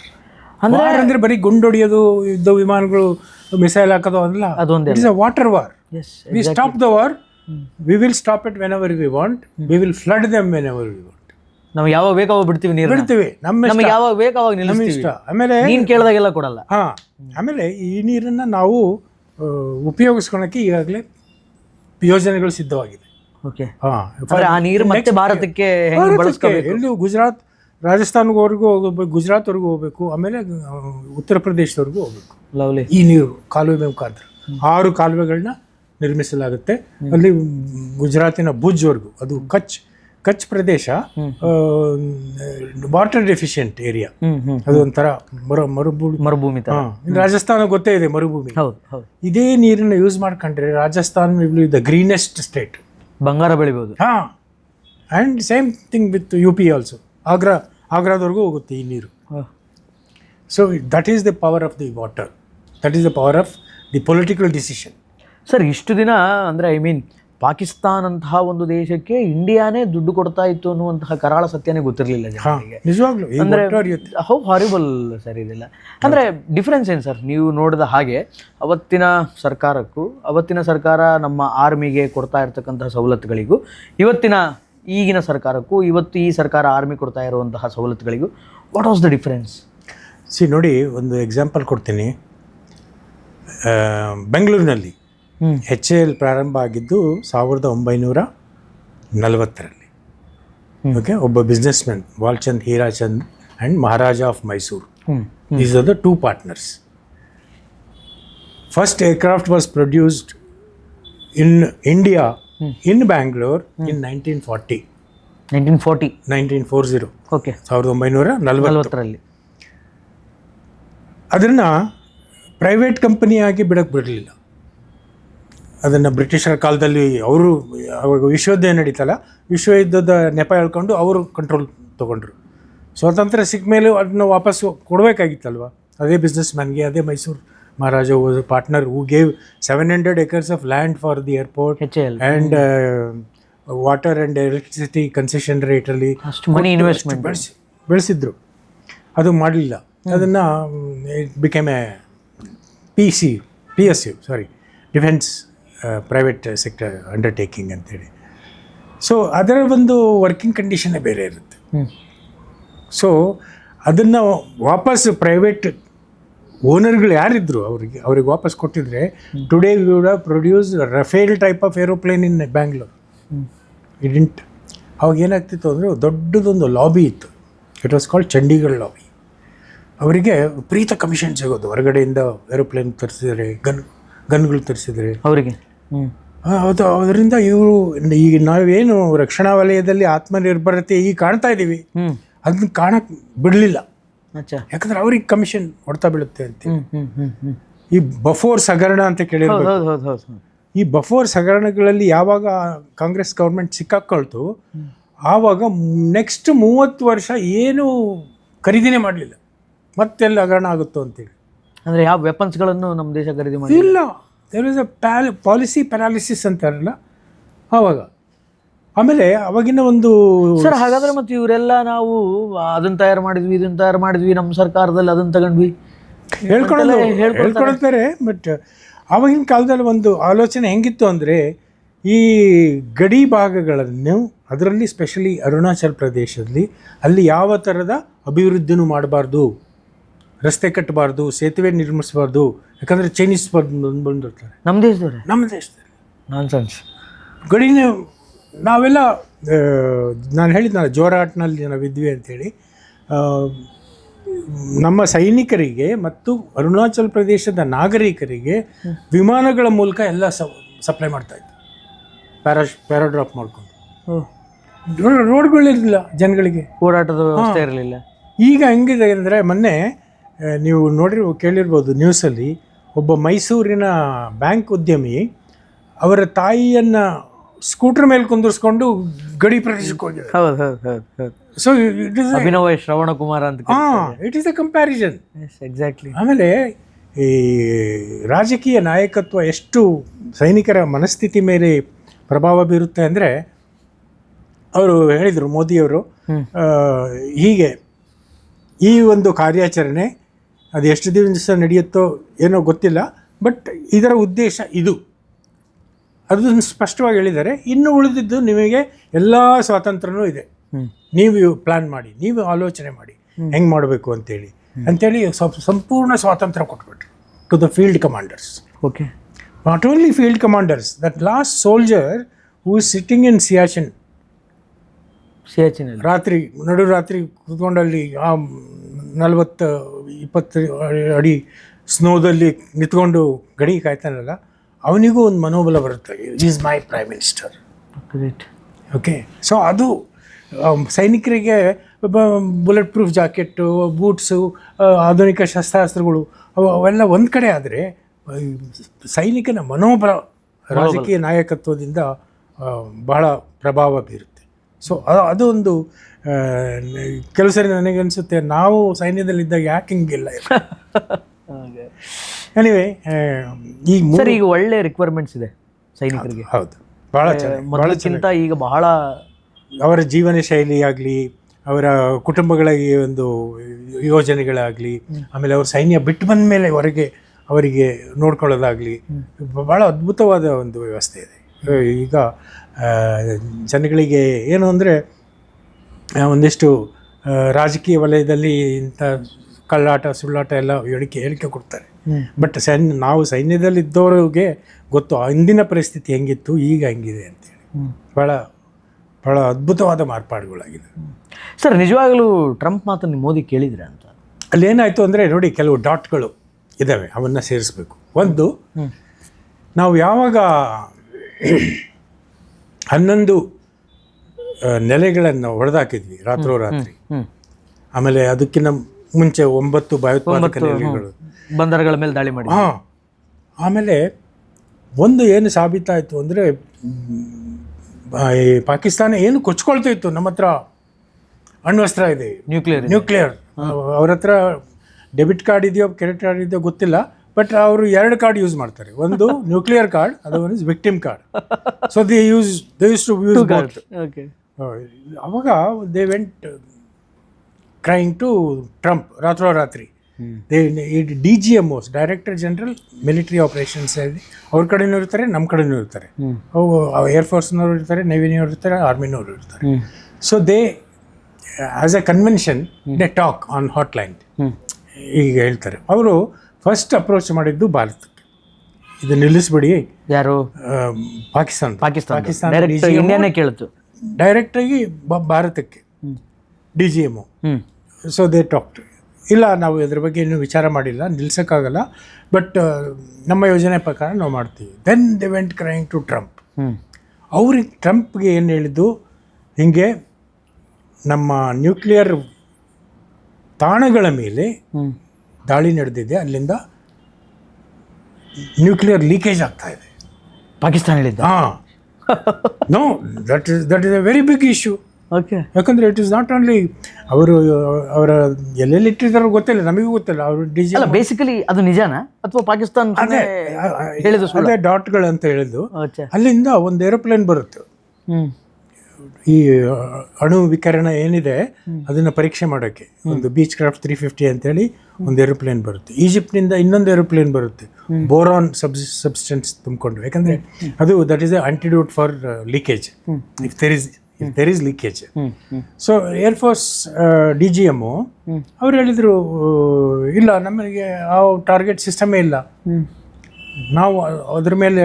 ಯಾಕಂದರೆ ಅವರ ಎಲ್ಲಿ ಕಿರಾಣ ಹಿಲ್ಸ್ ಮೇಲೆ ಆ ಗುಡ್ಡದ ಕೆಳಗೆ ನಾರ್ಮಲಿ ಅಣ್ವಸ್ತ್ರಗಳನ್ನ ಎಲ್ಲಿ ಇಟ್ಟಿರ್ತಾರೆ ಅಂದರೆ ಭೂಮಿಯಿಂದ ಒಂದು 20-30 ಅಡಿ ಕೆಳಗಡೆ ಇಟ್ಟಿರ್ತಾರೆ. So that if there is a leakage it can be closed, ಮುಚ್ಚಲಿ ಅಂತ. ಸೊ ಆ ಥರ ಆಗಿರಬಹುದು, ನಾವು ಒಪ್ಕೊಂಡಿಲ್ಲ. ಈಗ ಅವರು ಸಾಬೀತಾಗಿದೆ ಅಲ್ಲೇನು ಲೀಕೇಜ್ ಇಲ್ಲ ಅಂತೇಳಿ. ಬಟ್ ಆಗಿನ ಕಾಲದಲ್ಲಿ ಆಗಿನ ಒಂದು that window was very crucial. ಅದು ಆವಾಗ ಅದು ಮಾತುಕತೆ ನಡೆದಿರುತ್ತೆ. ಬಟ್ ಟ್ರಂಪ್ ಗೊತ್ತಲ್ಲ, ಬಾಯ್ ಬಿಡಕ, ಈ just wants to get that Nobel peace prize ಸಿಗಲಿ ಅಂತೇಳಿ, ನಾನೇ ಮಾಡಿಸ್ದೆ ಬಿಟ್ವೀನ್ ಇಂಡಿಯಾ ಪಾಕಿಸ್ತಾನ, ನಾನೇ ಇವರಿಗೆ ಸೀಸ್ ಫೈರ್ ಮಾಡಿಸ್ದೆ ಅಂತೇಳಿ ಕೊಚ್ಕೊಳಕ್ಕೆ ಶುರು ಮಾಡಿದ. But there is no reaction. But one very clear vision ಏನು ಅಂತಂದ್ರೆ, ನ್ಯೂಕ್ಲಿಯರ್ನ ಲೀಕೇಜ್ ಆಗ್ತಾ ಇದೆ ಅಂತ ನಿಲ್ಲಿಸಿ ಅಂತ ರಿಕ್ವೆಸ್ಟ್ ಮಾಡ್ಕೊಂಡಿದ್ದು ಪಾಕಿಸ್ತಾನ. ಹೌದು, ಇಟ್ ವಾಸ್ ಇಫ್ ಸಪೋಸ್ ಅದು ಏನಾದ್ರೂ ಸತ್ಯ ಆಗಿದ್ರೆ ಅನೇಕ ಜನ ಅಮಾಯಕರ ಜೀವ ಹೋಗುತ್ತೆ. It would have even affected India also. 170 kilometre. Exactly ನಮ್ಮ ದೇಶಕ್ಕೂ ಅದು ತೊಂದರೆ ಆಗುತ್ತೆ, ನ್ಯೂಕ್ಲಿಯರ್ ಏನಾದ್ರೂ ಹೆಚ್ಚು ಕಡಿಮೆ ಆದ್ರೆ ಅನ್ನೋ ಕಾರಣಕ್ಕೆ ಭಾರತ ಇದಕ್ಕೆ ಒಪ್ಪಿಕೊಂಡಿದ್ದು. ಈಗ ನೋಡಿ, nuclear weapon is not a weapon of war. ಅದನ್ನು ಯುದ್ಧ ಬಳಕೆ ಮಾಡೋಕ್ಕಲ್ಲ ನ್ಯೂಕ್ಲಿಯರ್ ಸ್ಟೇಟಸ್ ಬಂದಿರೋದು. It is to prevent the war. It is to call deterrence effect.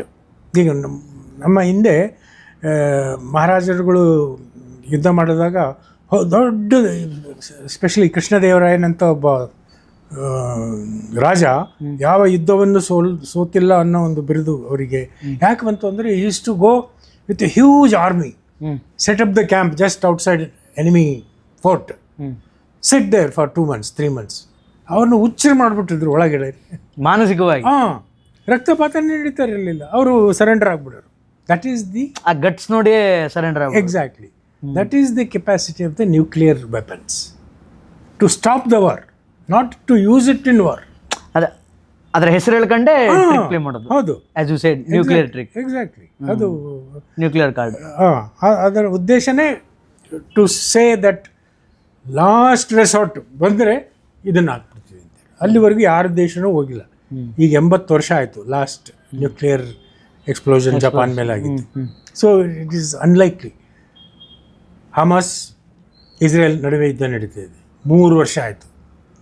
Did they use nuclear? ಆಗಿಲ್ಲ. Same Russia Ukraine. ಇನ್ಫ್ಯಾಕ್ಟ್ ಯುಕ್ರೇನ್ನಲ್ಲಿ ನ್ಯೂಕ್ಲಿಯರ್ ವೆಪನ್ಸ್ ಇತ್ತು. ಹೌದಾ? It was part of Soviet Union. ಯಾವಾಗ 91ನಲ್ಲಿ ಸೋವಿಯತ್ ಯೂನಿಯನ್ ವಿಂಗಡಣೆ ಆಯಿತು, ಅವಾಗ Ukraine became independent country. Okay, ಆವಾಗ ಅವರಲ್ಲಿ ನ್ಯೂಕ್ಲಿಯರ್ ವೆಪನ್ಸ್ ಇತ್ತು. ಬಟ್ ಈಗ ಅವನು ಕಾಮಿಡಿಯನ್ ಇದ್ದಾನಲ್ಲ ಯುಕ್ರೇನ್ನಲ್ಲಿ, ಜೆಲೆನ್ಸ್ಕಿ ಅಂತ, ಆ ಥರನೂ ಆವಾಗಲೂ ಅವಂತ ಕಾಮಿಡಿಯನ್ಸ್ಗಳೇ ಇದ್ದರು. ಅವರು ದೇವರ್ ನಾಟ್ ಏನೋ ಒಂದಿಷ್ಟು ಅವರು ಕೈ ತಪ್ಪಿ ಎಲ್ಲಿ ಏನೋ ಭಯೋತ್ಪಾದಕರ ಕೈಗೆ ಹೋಗ್ಬಿಡುತ್ತೋ ಅಂತೇಳಿ ಅಮೇರಿಕಾ ಮತ್ತು ಯುರೋಪಿಯನ್ ಹೆಲ್ಪಿಂದ they made an agreement in called Budapest agreement. ಬುಡಾಪೆಸ್ಟಲ್ಲಿ ಅಗ್ರಿಮೆಂಟ್ ಮಾಡಿಬಿಟ್ಟು ನಿಮಗೇನಾದರೂ ಸೈನ್ಯದ ಅವಶ್ಯಕತೆ ಇದ್ದರೆ ನಾವು ಬರ್ತೀವಿ ನಿಮ್ಮ ಸಹಾಯಕ್ಕೆ, ನೀವು ನ್ಯೂಕ್ಲಿಯರ್ ವೆಪನ್ಗಳನ್ನ ನಮ್ಮ ವಶಕ್ಕೆ ಕೊಟ್ಟುಬಿಡಿ ಅಂತೇಳಿ ಹೇಳ್ಕೊಟ್ರು. ಅದೇ ನ್ಯೂಕ್ಲಿಯರ್ ವೆಪನ್ಗಳು ಈ ಜೆಲೆನ್ಸ್ಕಿ ಕಾಮಿಡಿಯನ್ ಹತ್ರ ಇದ್ದಿದ್ರೆ ಹುಚ್ಚ ಅವನು ಏನಾಗೋದು ಏನೋ, ಅಥವಾ ರಷ್ಯಾ ಆಕ್ರಮಣ ಮಾಡ್ತಿತ್ತೋ ಇಲ್ವೋ. ಅದೇ exactly that is the role of nuclear weapon, to stop the war, deterrence as a deterrence value ಅಂತ. ಸೊ ಇದು ಭಾಳ ಸರ್. ಇಷ್ಟೆಲ್ಲ ಆದಮೇಲೆ POKಯನ್ನು ನಿಜವಾಗ್ಲೂ ಅಕ್ಯುಪೈ ಮಾಡುತ್ತಾ ಇಂಡಿಯಾ ಇನ್ ಅಪ್ಕಮಿಂಗ್ ಡೇದಲ್ಲಿ? ಯಾಕೆಂತಂದರೆ ಸುಮಾರು ಜನ ಹೇಳ್ತಾ ಇದ್ದೀನಿ ಅಂದರೆ this is the right time, this is the exact right time to occupy POK. In fact ನಮ್ಮ ಪೊಲಿಟಿಷಿಯನ್ಸ್ಗಳು ಅದೇ ಮಾತಾಡಿದ್ದಾರೆ. ಜೈಶಂಕರ್ ಅವರು ಮಾತಾಡ್ತಾ we have one ultimate aim to occupy POK, ಇದನ್ನು ತಗೋತೀವಿ ಅನ್ನುವಂಥ ಮಾತನ್ನು ಜೈಶಂಕರ್ ಹೇಳಿದರು. ಸೊ ತಗೊಂತೀವಿ ಅಂತ ಹೇಳಿರ್ಬೋದು, ಆದರೆ ಯಾವಾಗ ತಗೊಂತೀವಿ ಅಂತ ಹೇಳಿಲ್ಲ. ಓಕೆ, ಸಿ, ನಾನು ನಿಮ್ಮ ಪ್ರಶ್ನೆ ಇನ್ನೊಂದು ಮರುಪ್ರಶ್ನೆ ಹಾಕ್ತೀನಿ. ಬೇಕಾ POK? ನಮಗೆ ಬರೀ ಅಲ್ಲಿನ ನೆಲ ಬೇಕಾ ಅಥವಾ ನೆಲದ ಜೊತೆಗೆ ಜನಗಳು ಬೇಕಾ? ಎಕ್ಸಾಕ್ಟ್ಲಿ, ಈಗ ಅದೇ ಡಿಸ್ಕಷನ್ನು ಅನೇಕ ಕಡೆಗೆ ಆಗ್ತಾ ಇದೆ. ಇನ್ಫ್ಯಾಕ್ಟ್ POK ನಾವು ಪಡೆದುಕೊಂಡ್ರೆ ಅಲ್ಲಿ ಜನನೂ ನಮ್ಮ ಜನ ಆಗ್ತಾರೆ, ಮತ್ತೆ ಅವ್ರ ಸಂಖ್ಯೆ ಜಾಸ್ತಿ ಆಗುತ್ತೆ, ಮತ್ತೆ ಅವರಿಗೊಂದು ರೂಲ್ಸು. ನೋಡಿ, POK ವಿಷಯ ಬಂದಾಗ we use a very generic term as POK. It is actually divided into 2 parts, POJK and Gilgit Baltistan. Okay, it is actually POJ. K ಇಲ್ಲದೆ ಇಲ್ಲ ಅಲ್ಲಿ, ಕಾಶ್ಮೀರ ಇಲ್ಲ. It is part of Jammu.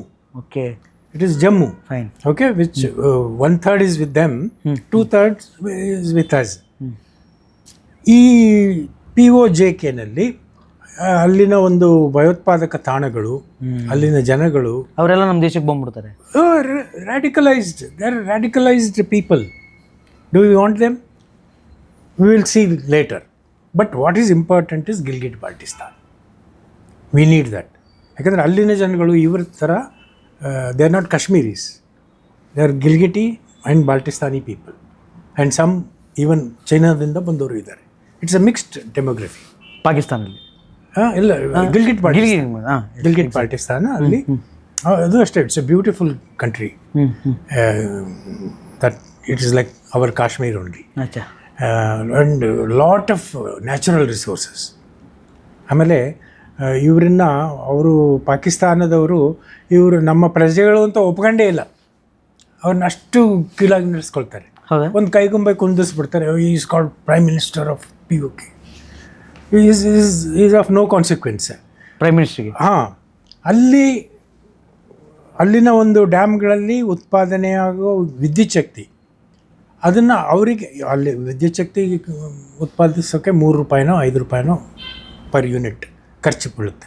ಅವರಿಗೆ 70 ರೂಪಾಯಿನಂಗೆ ಅವರಿಗೆ ಮಾರ್ತಾ ಇದ್ದಾರೆ. They are not giving them anything free, anything under concession. Same with Balochistan.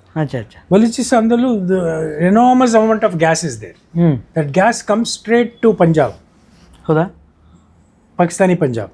ಈ ಅಂತಾರಾಷ್ಟ್ರೀಯ ಮಟ್ಟದಲ್ಲಿ ಪಾಕಿಸ್ತಾನಕ್ಕೆ ಯಾಕಿಷ್ಟು ದೊಡ್ಡ ಮಟ್ಟದ ಕೆಟ್ಟ ಹೆಸರು ಯಾಕಿದೆ ಅಂದರೆ, ಇವರಿಗೆ ಬೆಂಗಾಳಿಗಳನ್ನ ಕಂಡ್ರೆ ಆಗಲ್ಲ, ಅದಕ್ಕೆ ಇವರು 71ರಲ್ಲಿ ಕಳ್ಕೊಂಡ್ರು. ಇವರಿಗೆ ಬಲೂಚಿಗಳು ಅಂದರೂ ಆಗಲ್ಲ, ಇವರಿಗೆ ಪಶ್ತೂನಿಗಳು ಅಂದರೂ ಆಗಲ್ಲ, ಇವರಿಗೆ ಬರೀ ಈ ಸಿಂಧ್ ಜನಗಳು ಆಗಲ್ಲ. ಇವ್ರಿಗೆ ಬರೀ ಬೇಕಾಗಿರೋದು ಪಾಕಿಸ್ತಾನಿ ಪಂಜಾಬೀಸ್.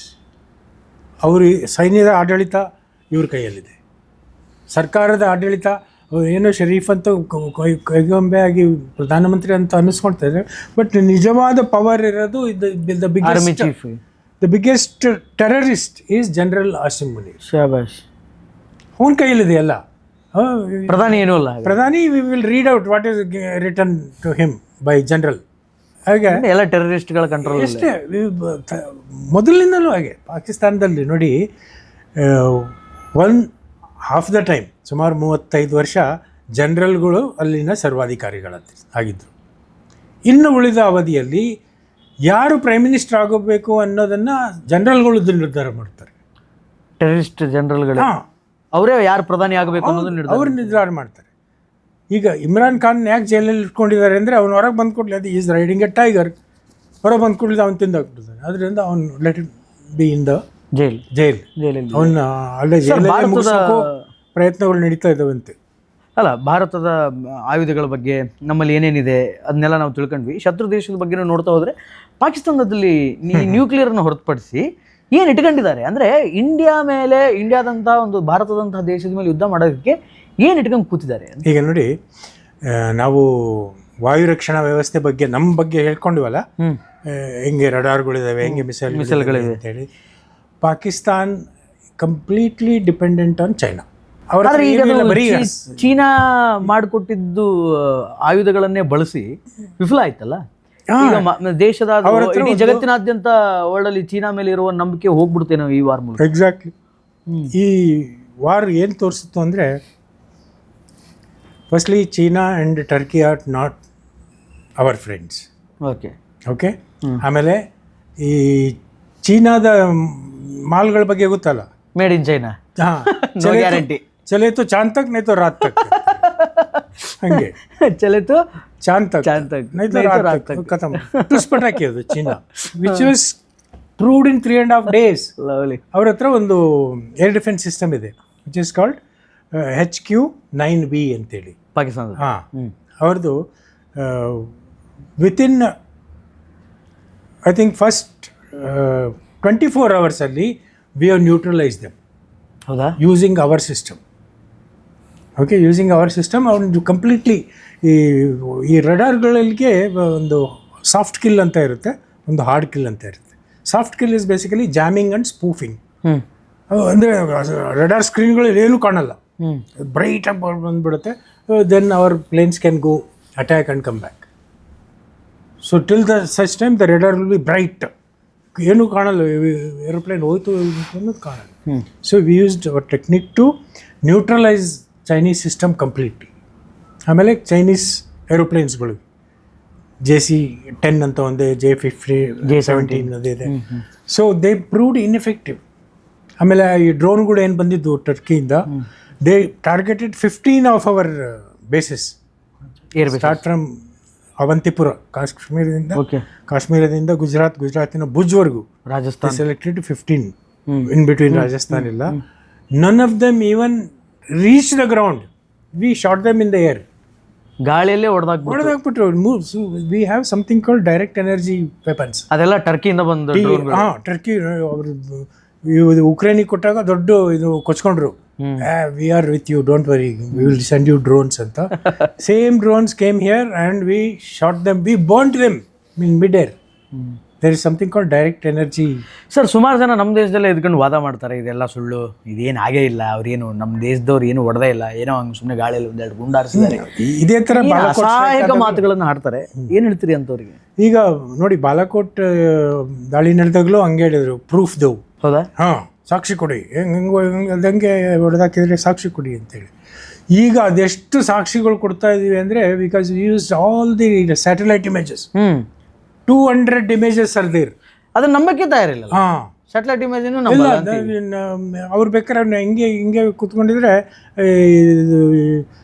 ಎಲ್ಲೋ ಇದರಲ್ಲಿ ಜಂತರ್ ಮಂತರಲ್ಲಿ ಕೂತ್ಕೊಂಡು ನಮಗೆ ಯಾಕೆ ಇಷ್ಟು ಸಾಕ್ಷಿ ಕೊಡ್ತಾ ಇದ್ದೀರಿ ಅಂತ ಅದು ನಮಸ್ಕಾರ ಮಾಡಿದ್ರೆ ಯಾಕಂದ್ರೆ ಇಷ್ಟೊಂದು ಸಾಕ್ಷಿ ಕೊಡ್ತಾ ಇದೀವಲ್ಲ, ಇವ್ರ ಮನಸ್ಥಿತಿ ಗೊತ್ತು ಸಾಕ್ಷಿ ಕೇಳ್ತಾರೆ ಅಂತ. So we are ready, this time we are ready.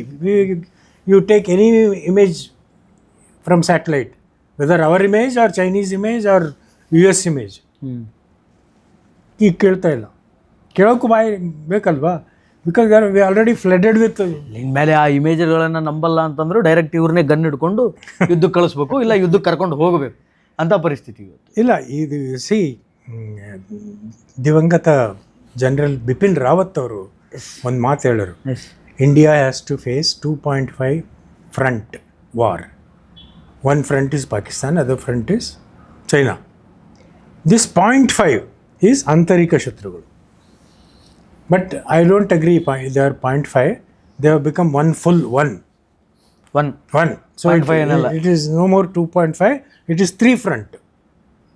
They are there in ರಾಜಕೀಯ ವಲಯದಲ್ಲಿದ್ದಾರೆ, ವಿಶ್ವವಿದ್ಯಾಲಯಗಳಲ್ಲಿದ್ದಾರೆ, ನಿಮ್ಮ ಪಕ್ಕದ ಮನೆಯಲ್ಲೇ ಇರ್ತಾರೆ. ಎಕ್ಸಾಕ್ಟ್ಲಿ, ನಿಜ. ಸೊ ಇವರು they have no business, they have no constructive role to play. ಆಂತರಿಕ ಶತ್ರುಗಳ ಅವರಿಗೆ just to hate 1%, they hate the country.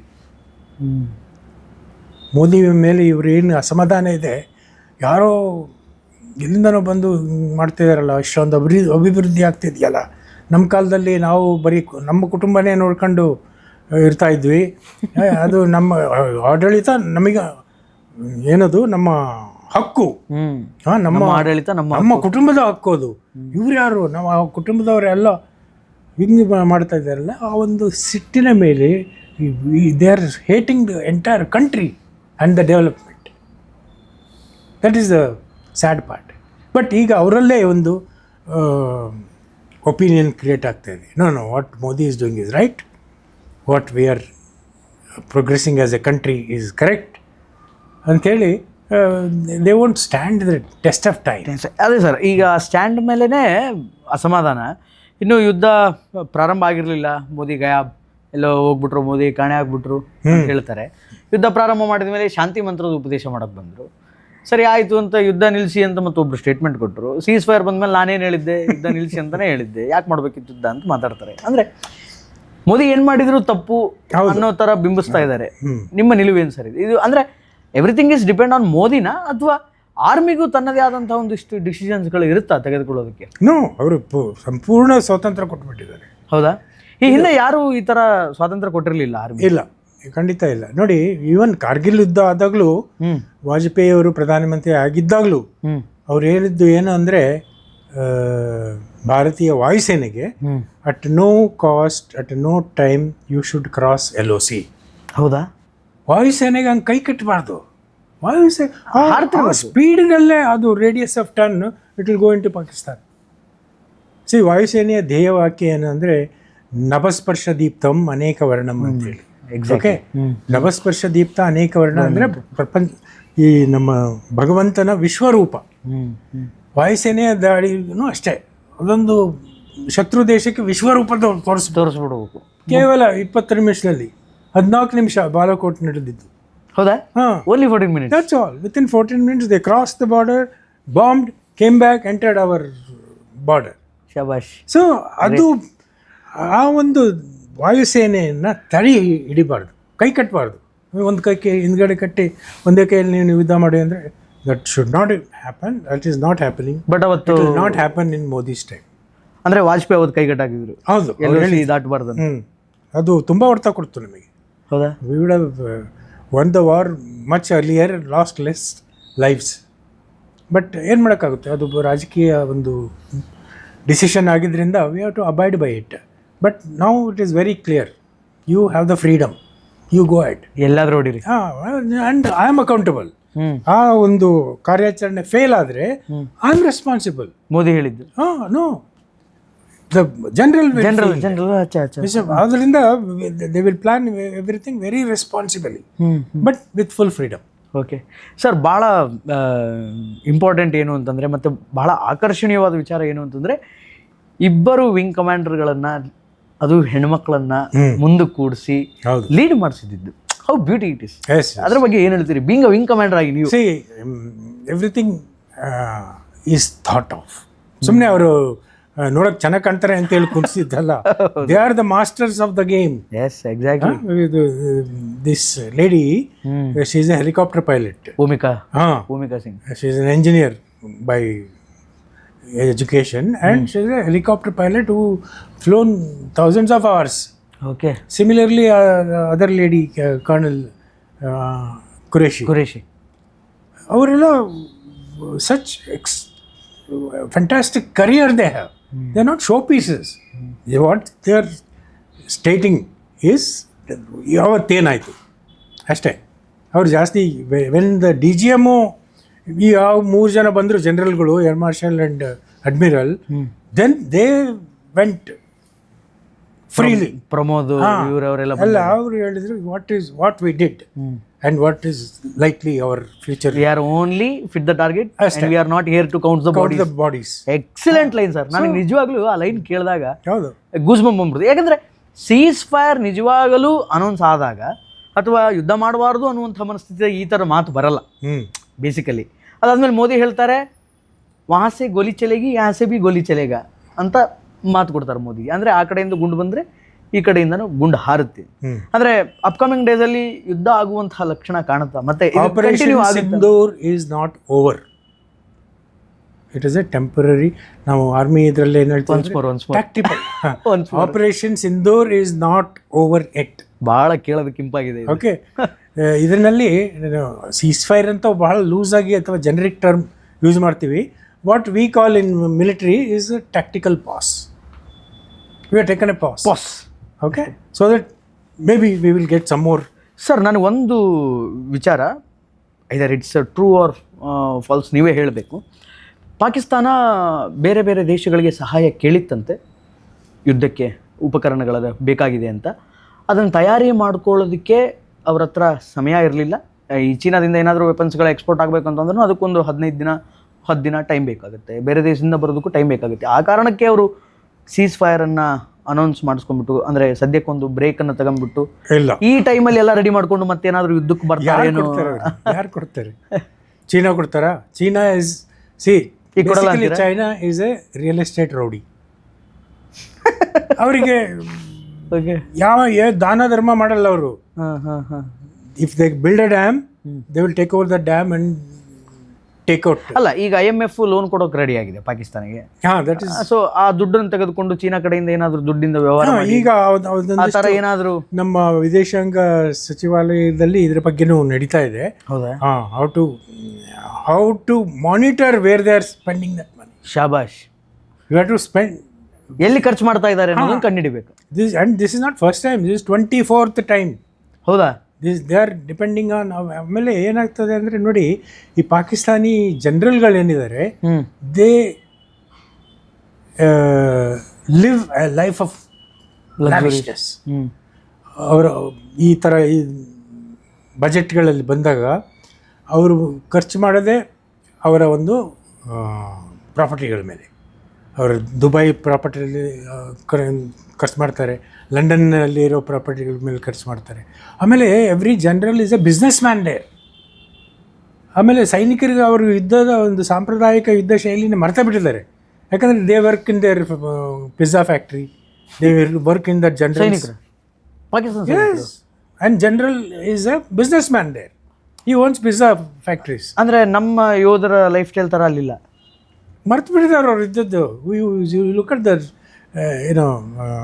Way of preparedness. ಅದಕ್ಕೆ ನಾ ಮೊನ್ನೆ ಯುದ್ಧ ಮಾಡ್ತಾರೆ ಅಂತ ಗೊತ್ತಾದ ತಕ್ಷಣ ಒಂದು ಸುಮಾರು ಜನ ಸೈನಿಕರು ರಿಸೈನ್ ಮಾಡೋಗಿದ್ದು. 5,000 ಜನ. 5,000 ಜನ. ಅದು ಯಾವಾಗ ಈಗ ನಡೆದಿದ್ದಲ್ಲ, ಯಾವಾಗ ಹಿಂದಿನ ತಿಂಗಳು ಬಲೂಚಿ ಲಿಬರೇಷನ್ ಆರ್ಮಿ ಒಂದು ಟ್ರೈನ್ನೇ ಹೈಜಾಕ್ ಮಾಡಿಬಿಟ್ರು. ನಾವು ಕಾರ್ ಹೈಜಾಕ್ ಕೇಳಿದೀವಿ, ಪ್ಲೇನ್ ಹೈಜಾಕ್ ಕೇಳಿದೀವಿ, ಬಟ್ ಇದು train was hijacked. Okay. And ಅದರಲ್ಲಿ 200 ಜನ ಸೈನಿಕರಿದ್ರು. ಅವ್ರ ರಜದ ಮೇಲೆ ಹೋಗ್ತಾಯಿದ್ರು ಅವ್ರವ್ರ ಊರು ಬಾರ್ಡ್ರಿಂದ. ಸೊ ಅಲ್ಲಿದ್ದ ಹೆಂಗಸರು ಮಕ್ಕಳನ್ನೆಲ್ಲ ಅವರು ಕಳಿಸ್ಬಿಟ್ರು, ಯು ಪ್ಲೀಸ್ ಗೋ, ನೀವೆಲ್ಲರೂ ಹೋಗಿ ರಕ್ಷಣೆ ಪಡ್ಕೊಳ್ಳಿ ಅಂಥೇಳಿ. ದ 200 ಸೋಲ್ಜರ್ಸ್ ವರ್ ನ್ಯೂಟ್ರಲೈಸ್ಡ್ ಪಾಕಿಸ್ತಾನಿಗೆ. ಆವಾಗ ಸೈನ್ಯದ ಮನೋಬಲ ಕುಗ್ಗೋಯ್ತು. ಯಾಕಂದರೆ ನೀವು ನೋಡಿ, ಕಾರ್ಗಿಲ್ ಸಮಯದಲ್ಲೂ ಯಾವ ಸೈನಿಕರನ್ನು ನಾವು ಹೊಡೆದಾಕಿದ್ವಿ, ಅವರ ಡೆಡ್ ಬಾಡಿ ತೊಗೊಳಕ್ಕೆ ತಯಾರಿರಲಿಲ್ಲ, ಇವರು ತಗೊಳ್ಳಿಲ್ಲ. ನಾವೇ ಅವರ ಒಂದು ಜನಾಜಾ ಕ್ರಮದ ಪ್ರಕಾರ ಅವರ ಅಂತ್ಯೇಷ್ಟಿಯನ್ನು ನಾವೇ ಮಾಡಿದ್ವಿ. ಬಟ್ ಕಂಪೇರ್ ದಿಸ್ ಟು ಈ 9ನೇ ತಾರೀಕು ಏನು ಅವರ 9 ಭಯೋತ್ಪಾದಕ ನೆಲೆಗಳ ಮೇಲೆ ದಾಳಿ ಮಾಡಿ ಅಲ್ಲಿ ಅವರು ಎಲ್ಲ ಸತ್ತೋದ್ರಲ್ಲ, ಅವರ ಬಾಡಿಗಳು ಎಲ್ಲ ಸರ್ಕಾರಿ ಇದರಲ್ಲಿ ಎಷ್ಟು ಜನ ಮಿಲಿಟರಿ ಅಧಿಕಾರಿಗಳು ನಿಂತಿದ್ರು, ಅದು ಟೆರರಿಸ್ಟ್ಗಳ ಅಂತ್ಯಕ್ರಿಯೆಗೆ. ಸೊ ಈ ಥರ ಅವರ nonsense. There is a very ಅಸ್ಪಷ್ಟವಾದ ಗೆರೆ between the terrorist and the military in Pakistan. So ಅದರಿಂದ ಸೈನಿಕರು ಓಡೋಗ್ಬಿಟ್ಟಿದ್ದಾರೆ. I will be driver in Dubai or Saudi instead of dying for why should I die. ಏನಿದೆ ಇಲ್ಲಿ generals have send their families. ರಾತ್ರಿ ಕಳಿಸ್ಬಿಟ್ರು. ಅವ್ರ ಹತ್ರ ಇದ್ದ ಡಾಲರ್ಗಳು, ಅವ್ರ ಹತ್ರ ಇದ್ದ ಚಿನ್ನ, ಅದನ್ನೆಲ್ಲ ಪ್ರೈವೇಟ್ ಪ್ಲೇನ್ಗಳಲ್ಲಿ ಲೋಡ್ ಮಾಡಿಬಿಟ್ಟು ರಾತ್ರಿ ಕಳಿಸಿದ್ರು. Then tell me, if I am ordinary soldier in Pakistan, for whom should I die and fight? ಯಾರಿಗೋಸ್ಕರ ಸಾಯ್ಬೇಕು? ಯಾರಿಗೋಸ್ಕರ ಫೈಟ್ ಮಾಡಬೇಕು? ಲೆಟ್ ಮೀ ಗೋ ಅವೇ ಅಂತೇಳಿ ಆ ಪರಿಸ್ಥಿತಿ ಇದೆ ಅದರಲ್ಲಿ. ನಮ್ಮ ಇದರಲ್ಲಿ ಇರೋವಷ್ಟು ದೇಶ ಪ್ರೇಮ ಆಗಲಿ, ಒಂದು ನಾಯಕತ್ವದ ಅಭಿಮಾನ ಆಗಲಿ ಅಲ್ಲಿಲ್ಲ. ಅಲ್ಲಿ ಎವ್ರಿಥಿಂಗ್ ದೇಶಾಭಿಮಾನ ಇಲ್ಲ, ಅಲ್ಲಿ ಇಲ್ಲ. ಜಸ್ಟ್ ಧರ್ಮಾಭಿಮಾನ ಇದೆ. ಅಂಧ ಧರ್ಮಾಭಿಮಾನ, ದೇಶಾಭಿಮಾನ. ದ ಬಿಗ್ಗೆಸ್ಟ್ ಬಿಗಾಟ್ ಅಂತ ಏನು ಕರಿತೀವಿ, ಧರ್ಮ ಅಂಧತೆ ಈಸ್ ಜನರಲ್ ಆಸಿಮ್ ಮುನೀರ್. ಅವನು ಮೌಲ್ವಿ ಥರ, general is A maulvi. So ಈ ಥರ ವಾರ್ ಅಪ್ಡೇಟ್ಗಳನ್ನು ನಾನು ನೋಡ್ತಾ ಇರಬೇಕಾದ್ರೆ ಬಹಳ ಖುಷಿ ತಂದುಕೊಟ್ಟಿದ್ದು ಬಿಗ್ ಡ್ಯಾಡಿ ಎಂಟ್ರಿ ಆದಾಗ. It become a crush of a nation. INS Virat, INS Vikrant. ಅಂದರೆ INS ವಿರಾಟ್ ಬಗ್ಗೆ ನಾನು ಹಿಂದಕ್ಕೆ ಒಂದ್ಸಲ ಕೇಳಿದ್ದೆ. INS ವಿರಾಟನ್ನು ಬೇಡವಾದ ರೀತಿಯಲ್ಲಿ ಹಿಂದೆ ಉಪಯೋಗ ಮಾಡ್ಕೊಂಡ್ಬಿಟ್ಟಿದ್ರಂತೆ. ನಮ್ಮ ದೇಶದ ಮಾಜಿ ಪ್ರಧಾನಮಂತ್ರಿಗಳು ತಮ್ಮ ರಿಸೆಪ್ಷನ್ನಿಗೆ, ಪಿಕ್ನಿಕ್ಕಿಗೆ, ರಿಸೆಪ್ಷನ್ಗೆ, ತಮ್ಮ ಮದುವೆ ರಿಸೆಪ್ಷನ್ಗೆ ಬಳಸ್ಕೊಂಡಿದ್ರು INS ವಿರಾಟನ್ನ ಪಾಂಡಿಚೇರಿಯಲ್ಲಿ ಅಂತ ಕೇಳ್ಪಟ್ಟಿದ್ದೆ. ಲಕ್ಷದ್ವೀಪದಲ್ಲಿ. ಈಗ INS ವಿಕ್ರಾಂತ್ ಅಪ್ಡೇಟ್ ವರ್ಷನ್ ಎಂಥ ಪರ್ಫಾರ್ಮೆನ್ಸ್ ಕೊಡ್ತು ಸರ್? INS ವಿಕ್ರಾಂತ್ ಬಗ್ಗೆ ಏನು ಹೇಳ್ತೀರಿ? INS ವಿಕ್ರಾಂತಿಗೆ why it is such a important asset for Indian navy ಅಂದರೆ it has MiG-29K aeroplanes. Okay, and ಈಗ ಮತ್ತೆ ಇನ್ನೊಂದು 26 ರಫೇಲ್ಗಳು ಬರ್ತದೆ, only to be flown on INS Vikrant and Viraat. ಹೌದಾ? ಇನ್ನೂ 26 36 ಭಾರತೀಯ ವಾಯುಸೇನೆಯಲ್ಲಿದೆ, ಇನ್ನು 26 ಬರ್ತಾ ಇದ್ವಿ. ಈಗಾಗಲೇ 64,000 ಕೋಟಿನ ಏನು ಕೊಟ್ಟಿದ್ದೀವಿ. So they are on the way. So because of them ಇದೇನಾಗುತ್ತೆ ಅಂದರೆ, we are not looking at just Pakistan. Everything is not Pakistan centric. Our navy is called blue water navy, their navy is called green water navy. Green water navy ಅಂದರೆ they will just protect their port ಅಷ್ಟೇ. ಕರಾಚಿ ಅವ್ರದ್ದು, ಕರಾಚಿ, ಕಾಸಿಮ್ ಅಂತ ಇನ್ನೊಂದು port ಇದೆ. ಆಮೇಲೆ ಗವಾದರ್ ಇನ್ನೇನು ಅದನ್ನು ಚೀನಾಗೆ ಬಿಟ್ಕೊಟ್ಟಿದ್ದಾರೆ, ಅವರಿಗೆ ದುಡ್ಡು ಕೊಡೋಕ್ಕೆ. So 40 years they have leased to Gwadar port to China. But that Gwadar is in Balochistan is in the process of getting liberated from Pakistan for ever, independent. ಈಗ ಸ್ವಯಂ ಪ್ರೇರಿತ ಅನೌನ್ಸ್ಮೆಂಟ್ ಮಾಡ್ಕೊಂಡ್ಬಿಟ್ರು, ಮಾಡ್ಕೊಳ್ತಾರೆ, ವಿ ಆರ್ ಇಂಡಿಪೆಂಡೆಂಟ್. ಎಸ್. ಹಾಗಾದ್ರೆ ಈಗ ಆ ಪೋರ್ಟ್ ಬಲೂಚಿಸ್ತಾನಿಗೆ ಸೇರುತ್ತಾ? ನ್ಯಾಚುರಲಿ ದೇ ವಿಲ್ ಅದನ್ನು ಆಕ್ಯುಪೈ ಮಾಡ್ಕೋತಾರೆ. They will kill all the Chinese from there, or half of the will run away. Okay, ಅವ್ರವ್ರು ಅಷ್ಟೇ, there is nothing crazy. So and at this time countries like India should be with them, Baluch Liberation Army, because it is also geopolitically ಬರೀ ಎಲ್ಲ ಈ L O ಸಿನಲ್ಲಿ ನಡಿಬಾರ್ದು, ಆ ಕಡೆಯಿಂದ ಬರಬೇಕು. ಬರಬೇಕು. ಆವಾಗ ಹುಚ್ಚರಾಗಿ ಹೋಗ್ಬಿಡ್ತಾರೆ, ಇಲ್ಲಿ ಸೈನಿಕ ಅಲ್ಲಿ ಕಳ್ಸೋದು ಇಲ್ಲಿ ಕಳ್ಸೋದು ಅಂತೇಳಿ. So we need to exploit this situation now in Balochistan and be helpful to them. Any help, military help, give it. Financial, we are friendly. Okay. We can build dams for them, we can build airports for them, and we will take initiative. And not that we want to occupy that Balochistan, though ನಮಗೆ ಸ್ವಾತಂತ್ರ್ಯ ಬರೋಕ್ಕಿಂತ 4 ದಿನಗಳ ಮುಂಚೆನೇ ಅವ್ರಿಗೆ ಸ್ವಾತಂತ್ರ್ಯ ಸಿಕ್ಕಿತ್ತು. It was A independent free country. 1 ವರ್ಷ ಆದಮೇಲೆ ಮೋಸದಿಂದ ಜಿನ್ನ ಆರ್ಮಿ ಕಳಿಸ್ಬಿಟ್ಟು ಅದನ್ನು ಆಕ್ಯುಪೈ ಮಾಡ್ಕೊಂಡು. So this is time to. So our sea is a blue sea. ಹಾಂ, ಬ್ಲೂ ನೇವಿ. ಬ್ಲೂ ನೇವಿ ಅಂದರೆ we go deep into the Indian Ocean region. ನಾವು ಎಲ್ಲಿ ಮೊರಿಷಿಯಸ್ಸಿಂದ 1000 kilometre ಒಂದು ಅಗಲೇಗ ಅಂತ ದ್ವೀಪ ಇದೆ. ಆ ದ್ವೀಪವನ್ನು ತೊಗೊಂಡಿದ್ದೀವಿ ನಾವು. ಅಲ್ಲಿ ಒಂದು ನೇವಲ್ ಸ್ಟೇಷನ್ ಇದೆ, ಒಂದು ಏರ್ಪೋರ್ಟ್ ಇದೆ, ಬೋಯಿಂಗ್ ವಿಮಾನ ದ್ವೀಪದಲ್ಲಿ. ಹಾಂ. So we are maintaining our presence. ಆಮೇಲೆ ಇನ್ನೊಂದು ಈ ಕಡೆ ಅಂಡಮಾನ್ ನಿಕೋಬಾರ್, ಗ್ರೇಟ್ ನಿಕೋಬಾರ್ ಅಂತೇಳಿ, it is very close to Myanmar. ಅಲ್ಲೂ ಒಂದು ಚಿಕನ್ ನೆಕ್ ಇದೆ. It is not just chicken neck in Siliguri corridor. So ಅಲ್ಲೂ ಒಂದು. So we are spending 75,000 crores there to develop an international transshipment port. ಅಂದರೆ ಈ ದೊಡ್ಡ ದೊಡ್ಡ ಹಡಗುಗಳು ಭಾರತಕ್ಕೆ ಯಾಕೆ ಬರೋಕ್ಕಾಗಲ್ಲ ಅಂದರೆ ಅವರಿಗೆ ಒಂದು ಆಳವಾದ ಡ್ರಾಫ್ಟ್ ಅಂತ ಕರೀತಾರೆ. ಮಿನಿಮಮ್ 17 ಮೀಟ್ರ್ ಬೇಕು ಹಡಗುಗಳನ್ನ ನಿಲ್ಲಿಸೋಕ್ಕೆ. ಈಗ ಸಿಗ್ತಾ ಇಲ್ಲ. ಈಗ ಒಂದು ಕೇರಳದಲ್ಲಿ ಒಂದು ಅದಾನಿ ಪೋರ್ಟ್ ಪ್ರಾರಂಭ ಆಗಿದೆ, ಬಟ್ ಅಲ್ಲೂ ದೊಡ್ಡ ಶಿಪ್ಗಳು ಇನ್ನೂ ಬರ್ತಾ ಇಲ್ಲ. ಸೊ ಏನಾಗುತ್ತೆ ಅಂದರೆ most of the cargo which is meant for India will get transferred to smaller ships in either Dubai or Singapore. So now the biggest ships will come to Great Nicobar. ಹೌದಾ? ಹಾಂ, ಅಲ್ಲೊಂದು ಅದು India control. ಹಾಂ, ನಮ್ಮದೇ ಅದು. I been there. So ಅಲ್ಲಿ ಒಂದು navy ಇದು ಬಾಜ್, INS ಬಾಜ್ ಅಂತ ನೇವಿಯಲ್ ಶಿಪ್ ಇದೆ, ಮೇನ್ಲಿ ಹೆಲಿಕಾಪ್ಟರ್ಗಳು. ಈಗ there will be a big airport which can take Airbus 380 with a passenger strength of 550 passengers. Okay, that will develop as a biggest tourist attraction, better than Maldives. Acha. So we are expanding.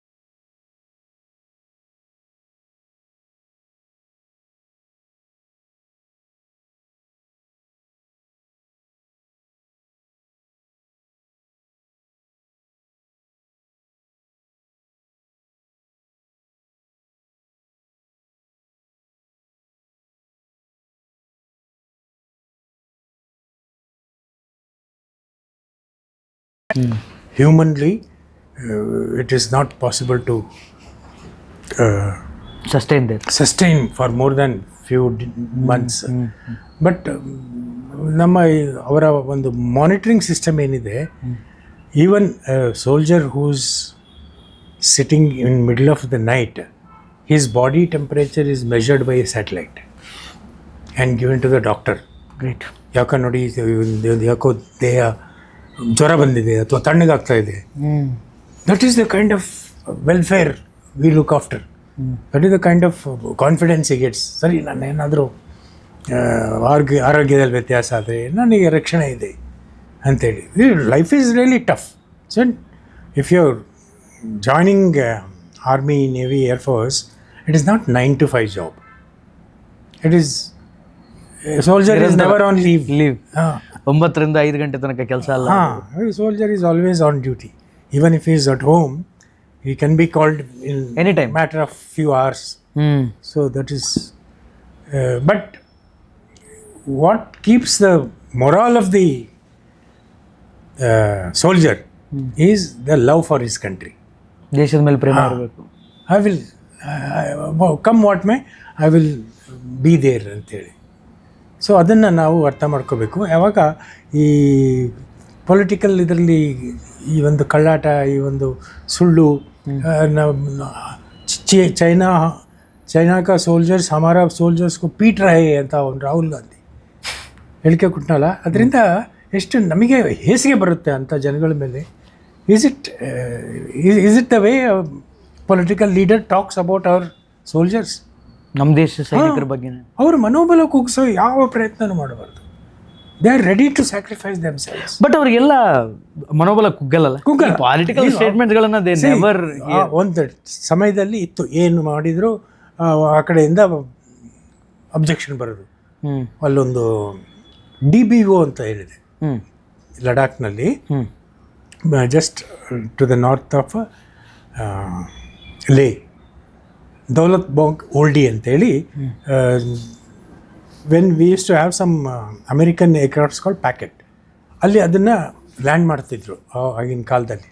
But ಕ್ರಮೇಣ ಅಲ್ಲಿ ಅದನ್ನು not required, ಯಾಕಂದರೆ ಈ ಲೇನಲ್ಲಿ ದೊಡ್ಡ runway ಎಲ್ಲ ಬಂತಲ್ಲ. But one air marshal wanted to start the operations there. 3 ಸರಿ ಅದನ್ನು ಫೈಲ್ ಕಳಿಸಿದ್ರು to MOD. It went up to AK Anthony, who was defence minister.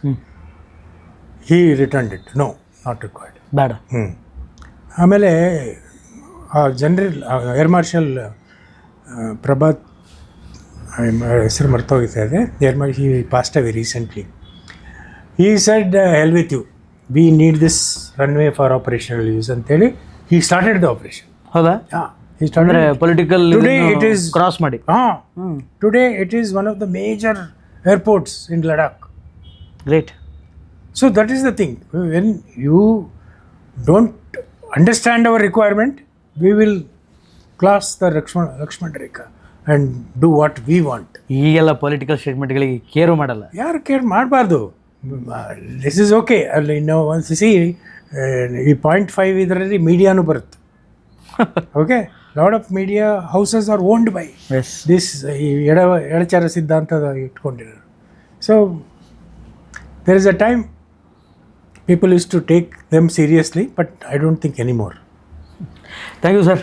ಇಷ್ಟೊತ್ತು ನಮ್ಮ ಜೊತೆ ಕೂತು ಆಪರೇಷನ್ ಸಿಂಧೂರ್ ಬಗ್ಗೆ ಆಗಿರ್ಬೋದು, ಅಥವಾ ದೇಶದ ನ್ಯಾವಿ ಬಗ್ಗೆ, ಏರ್ಫೋರ್ಸ್ ಬಗ್ಗೆ, ಡಿಫೆನ್ಸ್ ಬಗ್ಗೆ, ಮತ್ತು ಮುಂದೆ ಏನಾಗುತ್ತೆ, ವಾಟ್ ಈಸ್ ಸೀಸ್ ಫೈರ್, ಅನೇಕ ವಿಚಾರಗಳನ್ನು ನಮ್ಮ ವೀಕ್ಷಕರಿಗೆ ತಿಳಿಸ್ಕೊಟ್ಟಿದ್ರಿ. ಒನ್ಸ್ ಅಗೇನ್ ಜೈ ಹಿಂದ್ ಸರ್. ಹೆಂಗೆ ಸರ್ ಸಲ್ಯೂಟು? ಏರ್ಫೋರ್ಸ್ ಅವ್ರದ್ದು ಹೆಂಗೆ, ನ್ಯಾವಿ ಅವ್ರದ್ದು ಹೆಂಗೆ, ಡಿಫೆನ್ಸ್ ಅವ್ರದ್ದು ಹೆಂಗೆ, ಅಂದರೆ ಬೇರೆ ಬೇರೆ ಥರ ಸಲ್ಯೂಟ್ಸ್ಗಳಿದೆ. ನೇವಿ ಬೇಸಿಕಲಿ ಏನಾಗುತ್ತೆ ಅಂದರೆ ಅವರು ಶಿಪ್ಪಲ್ಲಿ ಇರ್ತಾರಲ್ವ.